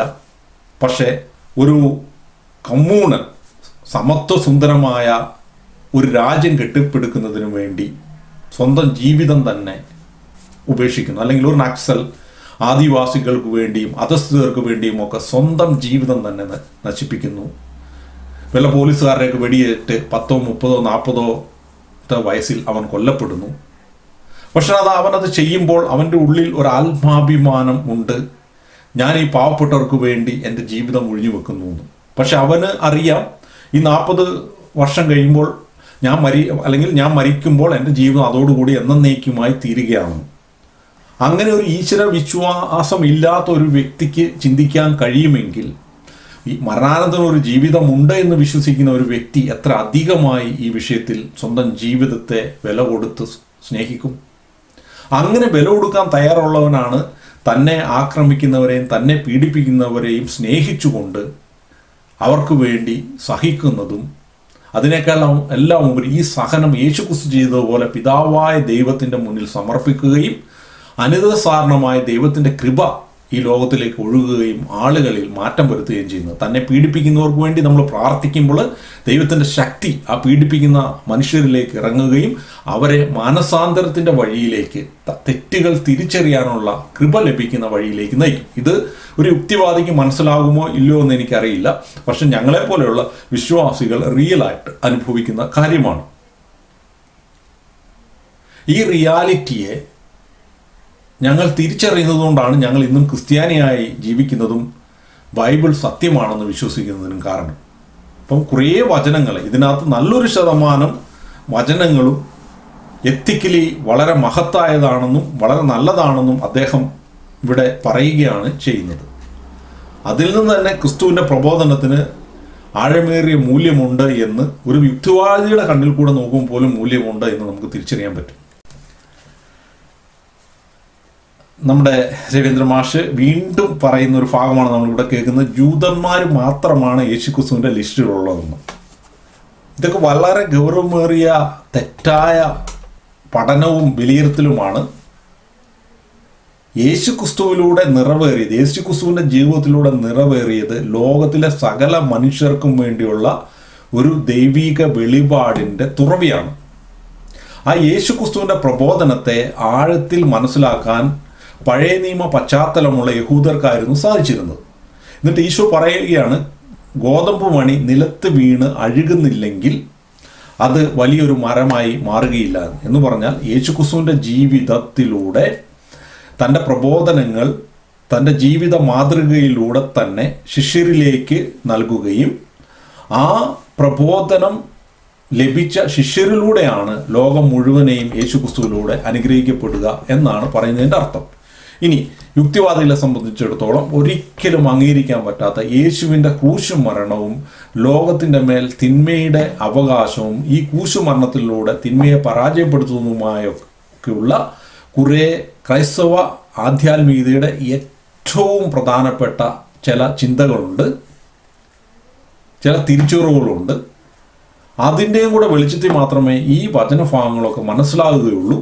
ക്രിസ്ത്യാനിറ്റി എന്താണെന്ന് മനസ്സിലാകണമെങ്കിൽ നിങ്ങളത് വിശ്വസിക്കാൻ വേണ്ടിയല്ല, ക്രിസ്ത്യാനികൾ എങ്ങനെയാണ് ക്രിസ്തു മതത്തെ മനസ്സിലാക്കുന്നത്, ക്രിസ്തുവിനെ മനസ്സിലാക്കുന്നത് എന്ന് മനസ്സിലാകണമെങ്കിൽ യേശുവിൻ്റെ കാൽവരിയിലെ ക്രൂശുമരണത്തിൻ്റെ പ്രസക്തി എന്തെന്നും ആ ക്രൂശുമരണത്തിലൂടെ എന്താണ് സംഭവിച്ചതെന്നും തിന്മയെ എങ്ങനെയാണ് യേശുക്രിസ്തു ആ ക്രൂശുമരണത്തിലൂടെ പൂർണ്ണമായി പരാജയപ്പെടുത്തിയതെന്നും ആ പരാജയപ്പെടുത്തിയതിലൂടെ ലോകത്തിനും സകല മനുഷ്യർക്കും ലഭിച്ച നന്മ എന്തെന്നും യേശുക്രിസ്തുവിൽ വിശ്വസിക്കുന്നവർക്ക് എന്താണ് അതിന് പ്രതിഫലമായി ലഭിക്കുന്നതെന്നും വ്യക്തമായി മനസ്സിലായെങ്കിൽ മാത്രമേ ഈ ഗിരിപ്രഭാഷണത്തിൻ്റെ പ്രബോധനങ്ങളെ ആഴത്തിൽ മനസ്സിലാക്കാൻ സാധിക്കുകയുള്ളൂ. ഇനി അത് അങ്ങനെ അല്ലെങ്കിൽ പോലും അതിൻ്റെ ഭൗതിക അർത്ഥത്തിൽ എടുത്താൽ പോലും അതിന് മൂല്യമുണ്ട് എന്നാണ് സി രവീന്ദ്രൻ പിന്നെയും പറഞ്ഞുകൊണ്ടിരിക്കുന്നത്. എത്തിക്കലി കറക്റ്റാണ്, മഹത്തായ ആശയമാണ് ഒക്കെ പറഞ്ഞുകൊണ്ടിരിക്കുന്നത്. ഇപ്പം പ്രാർത്ഥനയെക്കുറിച്ചൊക്കെ സി രവീന്ദ്രൻ പറയുമ്പോൾ യുക്തിപരമായിട്ട് പ്രാർത്ഥിക്കേണ്ട ആവശ്യം പോലും ഇല്ല എന്നൊക്കെ അദ്ദേഹം പറയുമ്പോൾ അദ്ദേഹം പറയുന്നതിനോട് നമ്മൾ യോജിക്കുകയാണ് ഒരർത്ഥത്തിൽ. ഉന്നതമായ ആധ്യാത്മികതയിൽ ദൈവത്തോടൊത്തുള്ള ജീവിതത്തിൽ ഒരു ക്രിസ്ത്യാനി തൻ്റെ പ്രാഥമിക ആവശ്യങ്ങൾക്ക് വേണ്ടിയോ തൻ്റെ ആവശ്യങ്ങൾക്ക് വേണ്ടി ഒന്നും പ്രാർത്ഥിക്കേണ്ട ആവശ്യമേ ഇല്ല. അവൻ ആവശ്യമുള്ള കാര്യങ്ങൾ അവൻ ചോദിക്കാതെ തന്നെ ദൈവം നടത്തിത്തരുന്ന ഒരനുഭവമാണ് ഒരു ക്രിസ്ത്യാനിക്കുള്ളത്. ക്രൈസ്തവ വിശ്വാസത്തിൻ്റെ താഴെ പടിയിൽ നിന്നും വിശ്വാസത്തിൻ്റെ പൂർണ്ണതയിലേക്ക് പിതാവായ ദൈവത്തെ കൂടുതൽ കൂടുതൽ ആഴത്തിലും വ്യക്തതയിലും തിരിച്ചറിഞ്ഞുകൊണ്ടുള്ളൊരു ജീവിതമാണ്. ആ തിരിച്ചറിവിലേക്കുള്ളൊരു വളർച്ചയാണ് ക്രൈസ്തവ ജീവിതം എന്ന് പറയുന്നത്. ഇതാണ് യേശുക്രിസ്തു നിങ്ങൾ സത്യത്തിൻ്റെ പൂർണ്ണതയിലേക്ക് വളരുക, നിങ്ങളുടെ സ്വർഗ്ഗസ്വനായ പിതാവ് പരിപൂർണനായിരിക്കുന്നത് പോലെ നിങ്ങളും പരിപൂർണനായിരിക്കും എന്നൊക്കെ പറയുമ്പോൾ നിലവിൽ അത് പരിപൂർണമായവരല്ല. ഓരോ ക്രിസ്ത്യാനിയും ക്രിസ്തുവിൻ്റെ പൂർണ്ണതയിലേക്ക് വളരാൻ വേണ്ടി ശ്രമിച്ചുകൊണ്ടിരിക്കുകയാണ്. ഇപ്പോൾ നമുക്കറിയാം, ഒരു ഓട്ടക്കാരൻ ഒളിമ്പിക്സിൽ മെഡൽ വാങ്ങണം എന്ന് തീരുമാനിക്കുമ്പോൾ അവന് ഒളിമ്പിക്സിൻ്റെ ഒരു റെക്കോർഡോ ഒരു ഉന്നതമായ ഒരു സ്പീഡിൻ്റെ ടൈമിൻ്റെ ഒരു ലക്ഷ്യമുണ്ടാവും. അവൻ്റെ നിരന്തരമായ പ്രാക്ടീസും അവൻ്റെ പരിശ്രമത്തിലൂടെ അവൻ്റെ കോച്ചിൻ്റെ സഹായത്തോടെയൊക്കെ ആ ഒരു ലക്ഷ്യം അവൻ പ്രാപിക്കാൻ ശ്രമിക്കുകയാണ്. എന്ന് പറഞ്ഞതുപോലെ യേശുക്രിസ്തുവിൻ്റെ വിശ്വാസത്തിലൂടെ ലഭിക്കുന്ന ആ പൂർണ്ണതയിലേക്ക് വളരാൻ ഒരു ക്രിസ്ത്യാനി അവൻ്റെ കഴിവും പ്രാപ്തിയും ഉപയോഗിച്ച് പരിശുദ്ധാത്മാവിൻ്റെ സഹായത്താൽ, ദൈവത്തിൻ്റെ തന്നെ സഹായത്താൽ പരിശ്രമിക്കുന്നതാണ് ക്രൈസ്തവ ജീവിതം. ഇത് തിരിച്ചറിയാതെ പ്രാർത്ഥനയെക്കുറിച്ചൊക്കെ വിമർശിക്കുന്നതിൽ യാതൊരു അർത്ഥവുമില്ല. അപ്പം പ്രാരംഭ സ്റ്റേജിൽ യഥാർത്ഥ പ്രാർത്ഥന എന്താണെന്നും യഥാർത്ഥ ദൈവാനുഭവം എന്താണെന്നും എങ്ങനെയാണ് പ്രാർത്ഥിക്കേണ്ടതെന്ന് പോലും അറിയത്തില്ലാത്ത പാവപ്പെട്ട ക്രൈസ്തവ സഹോദരങ്ങൾ പ്രാർത്ഥനയിൽ വളരാനും യഥാർത്ഥ ക്രൈസ്തവ ജീവിതത്തിലേക്ക് വളരാനും ശ്രമിക്കുന്നതിൻ്റെ ഭാഗമായി കാണിക്കുന്ന പ്രാഥമിക തലത്തിലുള്ള കാര്യങ്ങളൊക്കെ കണ്ടിട്ടാണ് ഇദ്ദേഹം ഇതിനെ വിമർശിക്കുന്നത്. ഉന്നതമായ ആധ്യാത്മിക തലത്തിലേക്ക് വളരുന്ന മനുഷ്യരുടെ പ്രാർത്ഥന രീതികൾ ഇന്ന് പ്രത്യക്ഷത്തിൽ കാണുന്നതൊന്നുമല്ല. അപ്പം അത് വളരെ കുറച്ച് ആളുകൾ മാത്രമേ അങ്ങനെ വളരുന്നുള്ളൂ. അത് നമ്മൾ തിരിച്ചറിയണം. സഭയിൽ അങ്ങനെയുള്ള ആളുകളൊക്കെ ഉണ്ട്. ദൈവത്തിൻ്റെ സുപ്രീമസിയെ ചോദ്യം ചെയ്യുകയാണെന്നൊക്കെ പറയുമ്പോൾ ഈ ഒരു റിയാലിറ്റി, പിതാവായ ദൈവം എൻ്റെ തലമുടി നാരിൻ്റെ പോലും എണ്ണം അറിയുന്നവനാണെന്നും ഞാൻ ചോദിക്കുന്നതിന് മുമ്പേ എൻ്റെ ആവശ്യങ്ങൾ അറിയുന്നവനാണെന്നും അതിനേക്കാൾ ഉപരി എൻ്റെ ഭൂമിയിലെ അപ്പൻ, എന്നെ സ്നേഹിക്കുന്ന എൻ്റെ അപ്പൻ എൻ്റെ ആവശ്യങ്ങളിൽ കണ്ടറിഞ്ഞ് സഹായിക്കുന്നവനാണെന്നും തിരിച്ചറിയുന്ന ഒരു യഥാർത്ഥ ക്രിസ്ത്യാനി ഒരു കാര്യവും പിതാവായ ദൈവത്തോട് അവൻ്റെ വ്യക്തിപരമായ ആവശ്യങ്ങൾക്ക് വേണ്ടി പ്രാർത്ഥിക്കേണ്ട ആവശ്യം അവനില്ല. അതുകൊണ്ടാണ്, അല്ലാതെ പ്രാർത്ഥിക്കാൻ ഇല്ലാത്തതുകൊണ്ടല്ല. പിന്നെ അവൻ പ്രാർത്ഥിക്കും. ഒരു സ്നേഹ സംഭാഷണം, പിതാവായ ദൈവം ഒരു സ്നേഹമുള്ള അപ്പനും മകനും സംസാരിക്കുന്നത് പോലെ നിരവധി കാര്യങ്ങൾ സംസാരിക്കും. അവൻ്റെ ഇഷ്ടങ്ങളൊക്കെ ചിലപ്പം പറഞ്ഞു തരാം. പിതാവായ ദൈവമേ, എൻ്റെ ഇഷ്ടം ഇതാണ്, നിനക്ക് ഇഷ്ടമാണെങ്കിൽ നടത്തി തരണേ. ഇപ്പം നമ്മൾ നമ്മുടെ അപ്പനോട് എനിക്കൊരു നീല ഷർട്ട് വേണം, എനിക്ക് നീല ഷർട്ട് ഭയങ്കര ഇഷ്ടമാണ്, എനിക്ക് ഈ പാൻറ് ഇഷ്ടമാണ്, ഈ ബൈക്ക് ഇഷ്ടമാണെന്നൊക്കെ പറയുന്നത് പോലെ അപ്പം അപ്പനറിയാം. അപ്പം പക്ഷേ അപ്പൻ അത് നടത്തി തരണം എന്ന് നിർബന്ധമൊന്നുമില്ല. അപ്പനൊരു കാഴ്ചപ്പാടുണ്ട്. പക്ഷേ ആ അപ്പൻ്റെ കാഴ്ചപ്പാടിനെ ഒരു മകൻ എങ്ങനെ, ഭൂമിയിലെ ഒരു മകൻ ഭൂമിയിലെ ഒരു അപ്പൻ്റെ കാഴ്ചപ്പാടിനെ എങ്ങനെ സ്വാധീനിക്കുന്നു എന്ന് പറയുന്നത് പോലെ ഒരു പൃഥുപുത്ര ബന്ധത്തിൻ്റെ ഭാഗമായി സ്വാധീനിക്കാൻ കഴിയും. കാരണം ദൈവത്തെ ഒരു സൃഷ്ടപ്രപഞ്ചം മുഴുവൻ സൃഷ്ടാവായിട്ടല്ല, അല്ലെങ്കിൽ സൃഷ്ടാവ് മാത്രമായിട്ടല്ല ക്രിസ്തുമതം അവതരിപ്പിക്കുന്നത്. മറ്റെല്ലാ മതങ്ങളിൽ നിന്നും വ്യത്യസ്തമായ ഏറ്റവും വലിയ മഹത്വം എന്ന് പറയുന്നത് ഒരു അപ്പനായിട്ടാണ് അവതരിപ്പിക്കുന്നത്. ഒരപ്പനും മകനും തമ്മിലുള്ള, ഒരു അപ്പനും മകളും തമ്മിലുള്ള ബന്ധമായിട്ടാണ് രണ്ട് വ്യക്തികൾ തമ്മിലുള്ള, രണ്ട് പേഴ്സൺസ് തമ്മിലുള്ള ബന്ധമായിട്ടാണ് അതിനെ അവതരിപ്പിക്കുന്നത്. ദൈവം നമ്മൾ അങ്ങനെ ആയിരിക്കണമെന്ന് ആഗ്രഹിക്കുന്നു എന്നതുകൊണ്ട് തന്നെ ഒരു മകൻ ഒരപ്പനെ എങ്ങനെ സ്നേഹിക്കുന്നു, എത്രത്തോളം സ്നേഹിക്കുന്നോ അതുപോലെ സ്നേഹിക്കണമെന്ന് ആഗ്രഹിക്കുന്നതുകൊണ്ട് തന്നെ ദൈവം അതേ രീതിയിൽ തന്നെയാണ് നമ്മളോട് പെരുമാറുന്നത്. ഇപ്പം നമ്മുടെ ഒന്ന് ചിന്തിച്ച് നോക്കുക, നമ്മുടെ മകൻ എന്തൊക്കെ വേണമെന്ന് നമുക്കറിയാം. പല കാര്യങ്ങളും നമ്മൾ ചെയ്തു കൊടുക്കില്ല, കാരണം മകൻ ചോദിക്കാൻ വേണ്ടി നമ്മൾ കാത്തിരിക്കും. അത് സ്നേഹമില്ലാത്തത് കൊണ്ടല്ല, ആ പരസ്പര ബന്ധവും റെസ്പെക്റ്റും നിലനിൽക്കുന്നതിന് വേണ്ടിയാണ്. ഇതിനെ നമ്മൾ ഇങ്ങനെയാണ് തിരിച്ചറിയേണ്ടത്. ഇനി പ്രാരംഭ സ്റ്റേജിലുള്ള വിശ്വാസത്തിൻ്റെ താഴ്ന്ന തട്ടിലുള്ള ആളുകൾ, ബഹുഭൂരിപക്ഷം മനുഷ്യരും അങ്ങനെയാണ്. അവർ എല്ലാ മനുഷ്യർക്കും ഉള്ളതുപോലെ നിരന്തരം ദൈവത്തോട് തങ്ങളുടെ ആവശ്യങ്ങൾ അവതരിപ്പിക്കുകയും തങ്ങളോട് ചോദിച്ചുകൊണ്ടേയിരിക്കുകയും ചെയ്യും. അതും ദൈവം കരുണ കാണിക്കും. ആ മക്കൾക്ക് യഥാർത്ഥത്തിലുള്ള വിശ്വാസത്തിലേക്ക് അവർ വളർന്നിട്ടില്ല എന്ന് തിരിച്ചറിഞ്ഞുകൊണ്ട് തന്നെ കരുണ കാണിക്കുന്നതാണ്. അത് ക്രിസ്ത്യാനികളോട് മാത്രമല്ല, ക്രിസ്ത്യാനികളുടെ ദൈവം സകല മനുഷ്യരോടും ദൈവം കരുണ കാണിക്കും. ഇനി നമ്മൾ ഈ വീഡിയോ കൺക്ലൂഡ് ചെയ്യുക ആണ് ഞാൻ ആഗ്രഹിക്കുന്നത്. കാരണം ഏറെക്കുറെ ഈ വീഡിയോയിൽ ഇദ്ദേഹത്തിൻ്റെ നിലപാടുകൾ എന്താണെന്ന് നമുക്ക് മനസ്സിലാകും. ഇപ്പോൾ സ്വർഗസ്വനായ പിതാവേ എന്ന പ്രാർത്ഥനയിൽ കടങ്ങൾ പൊറുക്കണമേ എന്ന ട്രാൻസ്ലേഷൻ, ഈ കടം എന്ന് പറയുന്നത് ബൈബിളിനെ സംബന്ധിച്ചോളം എന്താണ് എന്ന് മനസ്സിലാക്കാതെയാണ് ഒരു സാമ്പത്തിക കടമായിട്ട് അദ്ദേഹം അവതരിപ്പിക്കുകയാണ് ചെയ്യുന്നത്. നിങ്ങളോട് തെറ്റ് ചെയ്യുന്നവരോട് നിങ്ങൾ ക്ഷമിക്കുന്നത് പോലെ സ്വർഗസ്വനായ പിതാവ് നിങ്ങളോട് ക്ഷമിക്കുമെന്നും അങ്ങനെയാണ് ഞങ്ങളോട് ക്ഷമിക്കേണ്ടതെന്ന് പറയുന്ന ഏറ്റവും മഹത്തായ ക്ഷമയെക്കുറിച്ചുള്ള ഒരു കാഴ്ചപ്പാടിനെ പോലും ഇദ്ദേഹം ചുമ്മാ വളച്ചൊടിക്കുകയാണ് ചെയ്യുന്നത്. അപ്പം ക്രിസ്തുവിൻ്റെ പ്രബോധനത്തെക്കുറിച്ച് യാതൊരു ധാരണയും ഒന്നുകിലില്ല, അല്ലെങ്കിൽ ആക്ഷേപഹാസ്യത്തിൻ്റെ ഭാഗമായ, അല്ലെങ്കിൽ നമുക്കറിയാം ചാക്യാർകൂത്ത് എന്ന കലാരൂപത്തിൽ നിന്ന് ഓട്ടംതുള്ളലുണ്ടായി. അപ്പോൾ ഈ ചാക്യാർകൂത്തും ഓട്ടംതുള്ളലുമൊക്കെ ശുദ്ധമായ ആക്ഷേപഹാസ്യമാണ്, മറ്റുള്ളവരെ രസിപ്പിക്കുന്ന രീതിയിൽ കുറ്റം പറയുക. ഇന്ന് പറഞ്ഞ പോലെ ആധുനിക കാലത്തെ ഏറ്റവും മനോഹരമായ, വളരെ സക്സസ്ഫുള്ളായി നടന്നുകൊണ്ടിരിക്കുന്ന ഒരു പുതിയ കലാരൂപമാണ് രവിചന്ദ്രൻ കൂത്ത് എന്ന് വിളിക്കാവുന്ന ഈ കലാരൂപം. വസ്തുതകളെ വസ്തുതാപരമായി മനസ്സിലാക്കുകയും വിവേകത്തോടെയും പക്വതയോടുകൂടിയും അവതരിപ്പിച്ചുകൊണ്ട് വിമർശിക്കുകയും ചെയ്യാതെ വേട് ബൈ ഒക്കെ എടുത്ത് കുറേ തമാശയൊക്കെ ചേർത്ത് വളരെ രസകരമായി അവതരിപ്പിക്കുന്ന ഇദ്ദേഹത്തിൻ്റെ ശൈലിയെ ഫോളോ ചെയ്യുന്ന അനേകം ഫാൻസ് അസോസിയേഷനുകൾ ഇദ്ദേഹത്തിനുണ്ട്. ഇവർക്കിതെല്ലാം സംതൃപ്തി ഉള്ളതാകും. നമുക്കറിയാം തമിഴ്നാട്ടിലൊക്കെ രജനീകാന്തിൻ്റെ ഒരു പടം റിലീസ് ചെയ്യുമ്പോൾ അത് കാണാൻ കഴിയാത്തതിൻ്റെ പേരിൽ ആത്മഹത്യ ചെയ്യുന്ന ചില പാവപ്പെട്ട ചെറുപ്പക്കാരെയൊക്കെ എന്ന് പറഞ്ഞതുപോലെ തികച്ചും അടിമകളായി തീർന്ന, എന്നാൽ ഞങ്ങൾ ഭയങ്കര ബുദ്ധിജീവികളാണെന്നൊക്കെ സ്വയം അങ്ങ് വിചാരിക്കുന്ന സി രവീന്ദ്രൻ്റെ അനേകം ഫാൻസുകളുണ്ട്.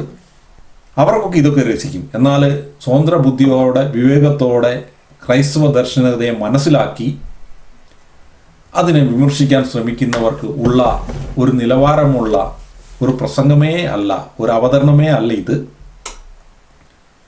ഇപ്പം ഞാനൊരു ക്രിസ്തു മത വിശ്വാസിയാണ്. ഞാൻ ഹിന്ദു മതത്തെ വിമർശിക്കണമെങ്കിൽ ഹിന്ദു ദർശനത്തെക്കുറിച്ച് ആഴത്തിൽ പഠിക്കണം. ഹിന്ദുക്കൾ എങ്ങനെയാണ് അതിനെ കാണുന്നതെന്ന് മനസ്സിലായിരുന്നു. ഹിന്ദു ദർശനത്തിൻ്റെ ഭാഷ എന്തെന്ന് പഠിക്കണം, അതിൻ്റെ പ്രായോഗിക തലം എന്തെന്നും പഠിക്കണം. ഇസ്ലാം മതത്തെ വിമർശിക്കണമെങ്കിൽ ഖുറാനും ഹദീസുകളും ഒക്കെ പഠിക്കണം. അതിൽ ഖുറാനും ഹദീസും ഒക്കെ ഇസ്ലാം മതത്തിൻ്റെ ആളുകൾ എങ്ങനെയാണ് മനസ്സിലാക്കുന്നതെന്ന് പഠിക്കണം. എന്നിട്ട് ഈ മനസ്സിലാക്കുന്ന രീതി ശരിയാണോ എന്ന് പഠിക്കണം. ഇതൊന്നുമില്ലാതെ ഞാൻ അതെടുത്ത് വെച്ചിട്ട് എൻ്റേതായ ഒരു ശൈലിയിൽ ഞാനെല്ലാം അറിയാവുന്നവനാണെന്നുള്ള രീതിയിൽ ഒരു വിമർശനം അവതരിപ്പിച്ചു കഴിഞ്ഞാൽ അത് ശുദ്ധ മണ്ടത്തരമായിരിക്കും. യാതൊരു ആധികാരികതയോ വ്യക്തതയോ ഇല്ലാത്ത, എനിക്ക് ചില സംഭാഷണ ചരിതയൊക്കെ ഉണ്ടെങ്കിൽ കേൾവിക്കാരെ രസിപ്പിക്കാൻ കഴിയുന്ന ഒരു സംഭാഷണമായിരിക്കും അത്.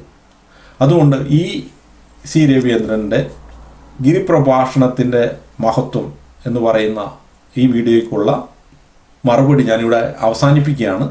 കാരണം ഈ ഏറെക്കുറെ ഇത്രയും കൊണ്ട് തന്നെ ഇദ്ദേഹത്തിൻ്റെ തുടർന്ന് വരുന്ന എല്ലാ ചിന്തകളും എന്താണെന്ന് മനസ്സിലാവും. ഈ ഓരോ ചിന്തയും ക്രൈസ്തവ പ്രബോധനത്തിൻ്റെ അന്തസത്തയെ മനസ്സിലാക്കാതെ ഉള്ളതാണെന്ന് പ്രിയപ്പെട്ട സഹോദരന്മാരെ നിങ്ങൾ തിരിച്ചറിയണം. നിങ്ങൾ ക്രിസ്ത്യാനിറ്റിയെ വിശ്വസിക്കുകയോ വിശ്വസിക്കാതിരിക്കുകയോ എന്നുള്ളത് നിങ്ങളുടെ വ്യക്തി സ്വാതന്ത്ര്യത്തിൻ്റെ ഭാഗമാണ്. അതിൻ്റെ പേരിൽ എനിക്ക് നിങ്ങളോട് യാതൊരു സ്നേഹക്കുറവുമില്ല. പക്ഷേ ഒരു മിനിമം നിലവാരമെങ്കിലും നിങ്ങൾ കാണിക്കണം. ഇത് തെറ്റാണെന്ന് പറയുന്നുണ്ടെങ്കിൽ അത് എന്തുകൊണ്ട് തെറ്റാണെന്ന് അതിനെ വ്യക്തമായി മനസ്സിലാക്കിയിട്ട് പറയണം. ഇനി നിങ്ങൾക്ക് മറ്റൊന്ന് പറയാനുള്ള സ്വാതന്ത്ര്യമുണ്ട്. ക്രിസ്തു മതമേ പൂർണ്ണമായും തെറ്റാണ്, ബൈബിളേ പൂർണ്ണമായും തെറ്റാണ് എന്ന് പറയാനുള്ള സ്വാതന്ത്ര്യം നിങ്ങൾക്ക് തുടക്കത്തിലെ തന്നെ ഉണ്ട്. കാരണം നിങ്ങളിത് വിശ്വസിക്കുന്നു. മരണാനന്തര ജീവിതത്തിൽ നിങ്ങൾ വിശ്വസിക്കുന്നില്ല. യേശു ക്രിസ്തു ഉണ്ടെന്ന് നിങ്ങൾ വിശ്വസിക്കുന്നില്ല. കേവലം 60, 70, 80 വർഷം കഴിയുമ്പോൾ മൂലകങ്ങളായി വിഘടിച്ചു പോകുന്ന ഒരു ശരീരം മാത്രമാണ് മനുഷ്യനെന്ന് വിശ്വസിക്കുന്നവരാണ് നിങ്ങൾ. അതുകൊണ്ട് ഇതിനെ നിങ്ങൾക്ക് നിഷേധിക്കാം. എന്നാൽ ഇതിൻ്റെ ഉള്ളിൽ നിന്ന് കയറി ഇതിനെ പഠിച്ചിട്ട് വിമർശിക്കാൻ ശ്രമിക്കുമ്പോൾ അത് ശരിയായ വിധത്തിൽ അതിൻ്റെ ആ ഉദ്ദേശത്തെയും അതിൻ്റെ ഭാഷയെയും അതിൻ്റെ ശൈലിയെയും ഒക്കെ മനസ്സിലാക്കി വിമർശിക്കുമ്പോഴാണ് അതിന് ഒരു പ്രസക്തി ഉള്ളതായി തീരുന്നത്. അത് ഒരു നിരീശ്വരവാദിക്കോ ഒരു വിശ്വാസമില്ലാത്ത ആളിന് പോലും അതിനെ വിമർശിക്കാനുള്ള സ്വാതന്ത്ര്യമുണ്ട്. പക്ഷെ അതിനൊരു നിലവാരം വേണം. അതാണ് സി രവീന്ദ്രനിൽ നിന്ന് ശ്രീ രവീന്ദ്രനോട് ആരോ ചോദിച്ച, അല്ലെങ്കിൽ ആരോ രവീന്ദ്രൻ അയച്ച ഒരു കമൻറ്റിന് മറുപടിയായി ചെയ്യുന്ന ഈ വിമർശനം. അതുകൊണ്ട് അർഹിക്കുന്ന ഒരു അവഗണന അദ്ദേഹത്തിന് നൽകണമെന്ന് അഭ്യർത്ഥിച്ചുകൊണ്ട് നിർത്തട്ടെ. എല്ലാവരെയും ദൈവം അനുഗ്രഹിക്കട്ടെ. സിദ്ധാന്തത്തോട് ഇത് പറഞ്ഞോണം. ഇത് നല്ല കവിതയാണ് കേട്ടോ. കവിതയായിട്ട് വല്ല ലിറ്ററേച്ചർ ക്ലാസ്. ഈ ശ്രീ രവീന്ദ്രൻ ഡെത്ത് കൾട്ട് എന്നാണ് ക്രിസ്ത്യാനിറ്റിയെ വിളിക്കുന്നത്. ഇപ്പം വയലിലെ ലില്ലിപ്പൂക്കളെ നോക്കുക, വിതയ്ക്കുന്നില്ല കൊയ്യുന്നില്ല എന്നൊക്കെ പറയുന്ന ക്രിസ്തുവിൻ്റെ പ്രബോധനത്തെയൊക്കെ വെച്ചുകൊണ്ടാണ് ഇത് പറയുന്നത്. സോളമൻ പോലും ലില്ലിപ്പൂക്കൾ സോളമൻ്റെ മഹത്വത്തിൽ അതിനേക്കാളും മഹത്വമുള്ളതാണെന്നൊക്കെ പറയുമ്പോൾ നിങ്ങളുടെ സ്വർഗസ്വനായ പിതാവിന് ഇതെല്ലാം നിങ്ങൾക്ക് വേണമെന്ന് അറിയാമെന്നൊക്കെ പറയുമ്പോൾ ഇദ്ദേഹത്തിന് ക്രിസ്തുവിൻ്റെ പ്രബോധനത്തെക്കുറിച്ച് യാതൊരു അർത്ഥവും അറിയില്ല എന്നാണ് ഞാൻ മനസ്സിലാക്കുന്നത്. ഇതൊരു ബൈബിൾ ക്ലാസ് അല്ലാത്തതുകൊണ്ടും ഇത്തരം പ്രബോധനങ്ങൾക്ക് മറുപടി പറയണമെങ്കിൽ ഒന്നോ രണ്ടോ വാക്കിലല്ല ക്രിസ്ത്യാനിറ്റി എന്താണെന്നും ക്രിസ്തുവിൻ്റെ പ്രബോധനത്തിൻ്റെ ആകത്തുക എന്താണെന്നും ക്രിസ്തു എന്തിനാണ് ഭൂമിയിൽ വന്നതെന്നും ദൈവപിതാവിൽ ആശ്രയിച്ച് ഒരു മനുഷ്യൻ എങ്ങനെയാണ് ജീവിക്കേണ്ടതെന്നും അനുനിമിഷം ദൈവതിരുവേഷം അനുസരിച്ച് ഈ ഭൂമിയിൽ മനുഷ്യൻ എങ്ങനെയാണ് ജീവിക്കുന്നതെന്നും ഇനി മനുഷ്യൻ എങ്ങനെയാണ് ജീവിക്കേണ്ടതെന്ന് പുതിയ നിയമത്തിൽ അനേകം സ്ഥലങ്ങളിൽ പറഞ്ഞിട്ടുള്ള കാര്യങ്ങളിൽ നിന്നൊക്കെ വേണം നമ്മളിതിനെ ഡിഫെൻഡ് ചെയ്യാൻ, അല്ലെങ്കിൽ ഇതിന് ബദലായിട്ട് പറയാം. അതിന് യോജിക്കുന്ന ഒരു സാഹചര്യമല്ല ഈ വീഡിയോയിലൂടെ ഉള്ളത് എന്ന് തിരിച്ചറിയുന്നത് കൊണ്ടും നിങ്ങൾക്ക് ഇത് മനസ്സിലാക്കാൻ, യഥാർത്ഥത്തിൽ സത്യം എന്തെന്ന് മനസ്സിലാക്കാൻ പുതിയ നിയമം ബൈബിൾ ഒന്ന് കയ്യിലെടുത്ത് സ്വതന്ത്ര ബുദ്ധിയോടെ ഒന്ന് വായിച്ചാൽ മാത്രം മതി. ഇദ്ദേഹം പറയുന്ന ഓരോ ചോദ്യത്തിനുള്ള ഉത്തരം കൃത്യമായി ബൈബിൾ അനേകം ഭാഗങ്ങളിൽ പറയുന്നുണ്ട്. എന്ന് പറഞ്ഞാൽ ജീവിത വ്യഗ്രത നിങ്ങൾക്ക് വേണ്ട എന്ന് പറഞ്ഞാൽ അതിനർത്ഥം നിങ്ങൾ ഒരു പണി എടുക്കേണ്ടെന്നല്ല അർത്ഥം.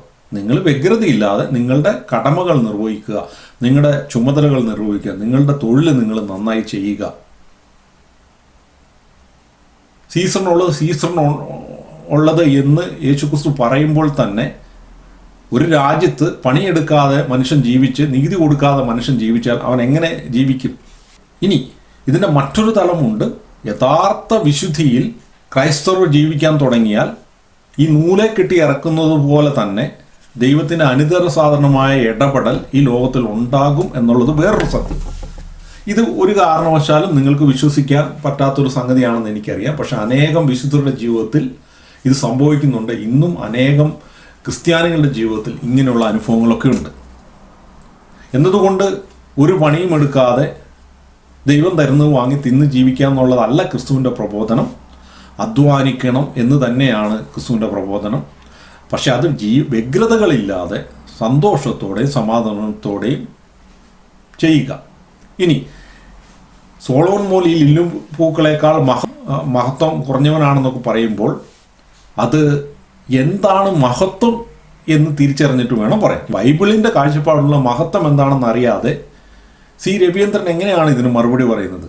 യേശുക്രിസ്തുവിൻ പറയുന്ന മഹത്വവും ഒരു യുക്തിവാദിയായ സി രവീന്ദ്രൻ്റെ മഹത്വവും തമ്മിൽ ഡിഫറൻ്റാണ്. അപ്പോൾ ഇത് ആ ഗ്രന്ഥത്തിൽ ഒരു വാക്കിന് മീൻ ചെയ്യുന്ന അർത്ഥം മനസ്സിലാക്കി വേണം അതിനെക്കുറിച്ച് പറയാൻ. രവീന്ദ്രൻ സാറ് ക്രിസ്തുവിൻ്റെ പ്രബോധനത്തെ തന്ത്രപൂർവം വിജാതീയരെ പന്നി എന്നും ഡോഗെന്നും വിളിച്ചു എന്ന് പറയുന്ന ഭാഗമൊക്കെ ഈ വീഡിയോയിലുണ്ട്. ഇതൊക്കെ ആത്യന്തികമായി ക്രിസ്തുമതം തെറ്റാണെന്നും ക്രിസ്ത്യാനികൾ വിഡ്ഢികളാണെന്നും ഇതൊന്നും പ്രായോഗികമല്ല എന്ന് സ്ഥാപിച്ചുകൊണ്ട് തൻ്റെ ആശയത്തിലുള്ള ഒരു മതത്തെ സ്ഥാപിക്കാൻ വേണ്ടിയുള്ള ഒരു ശ്രമമായിട്ട് മാത്രം കണ്ടാൽ മതി.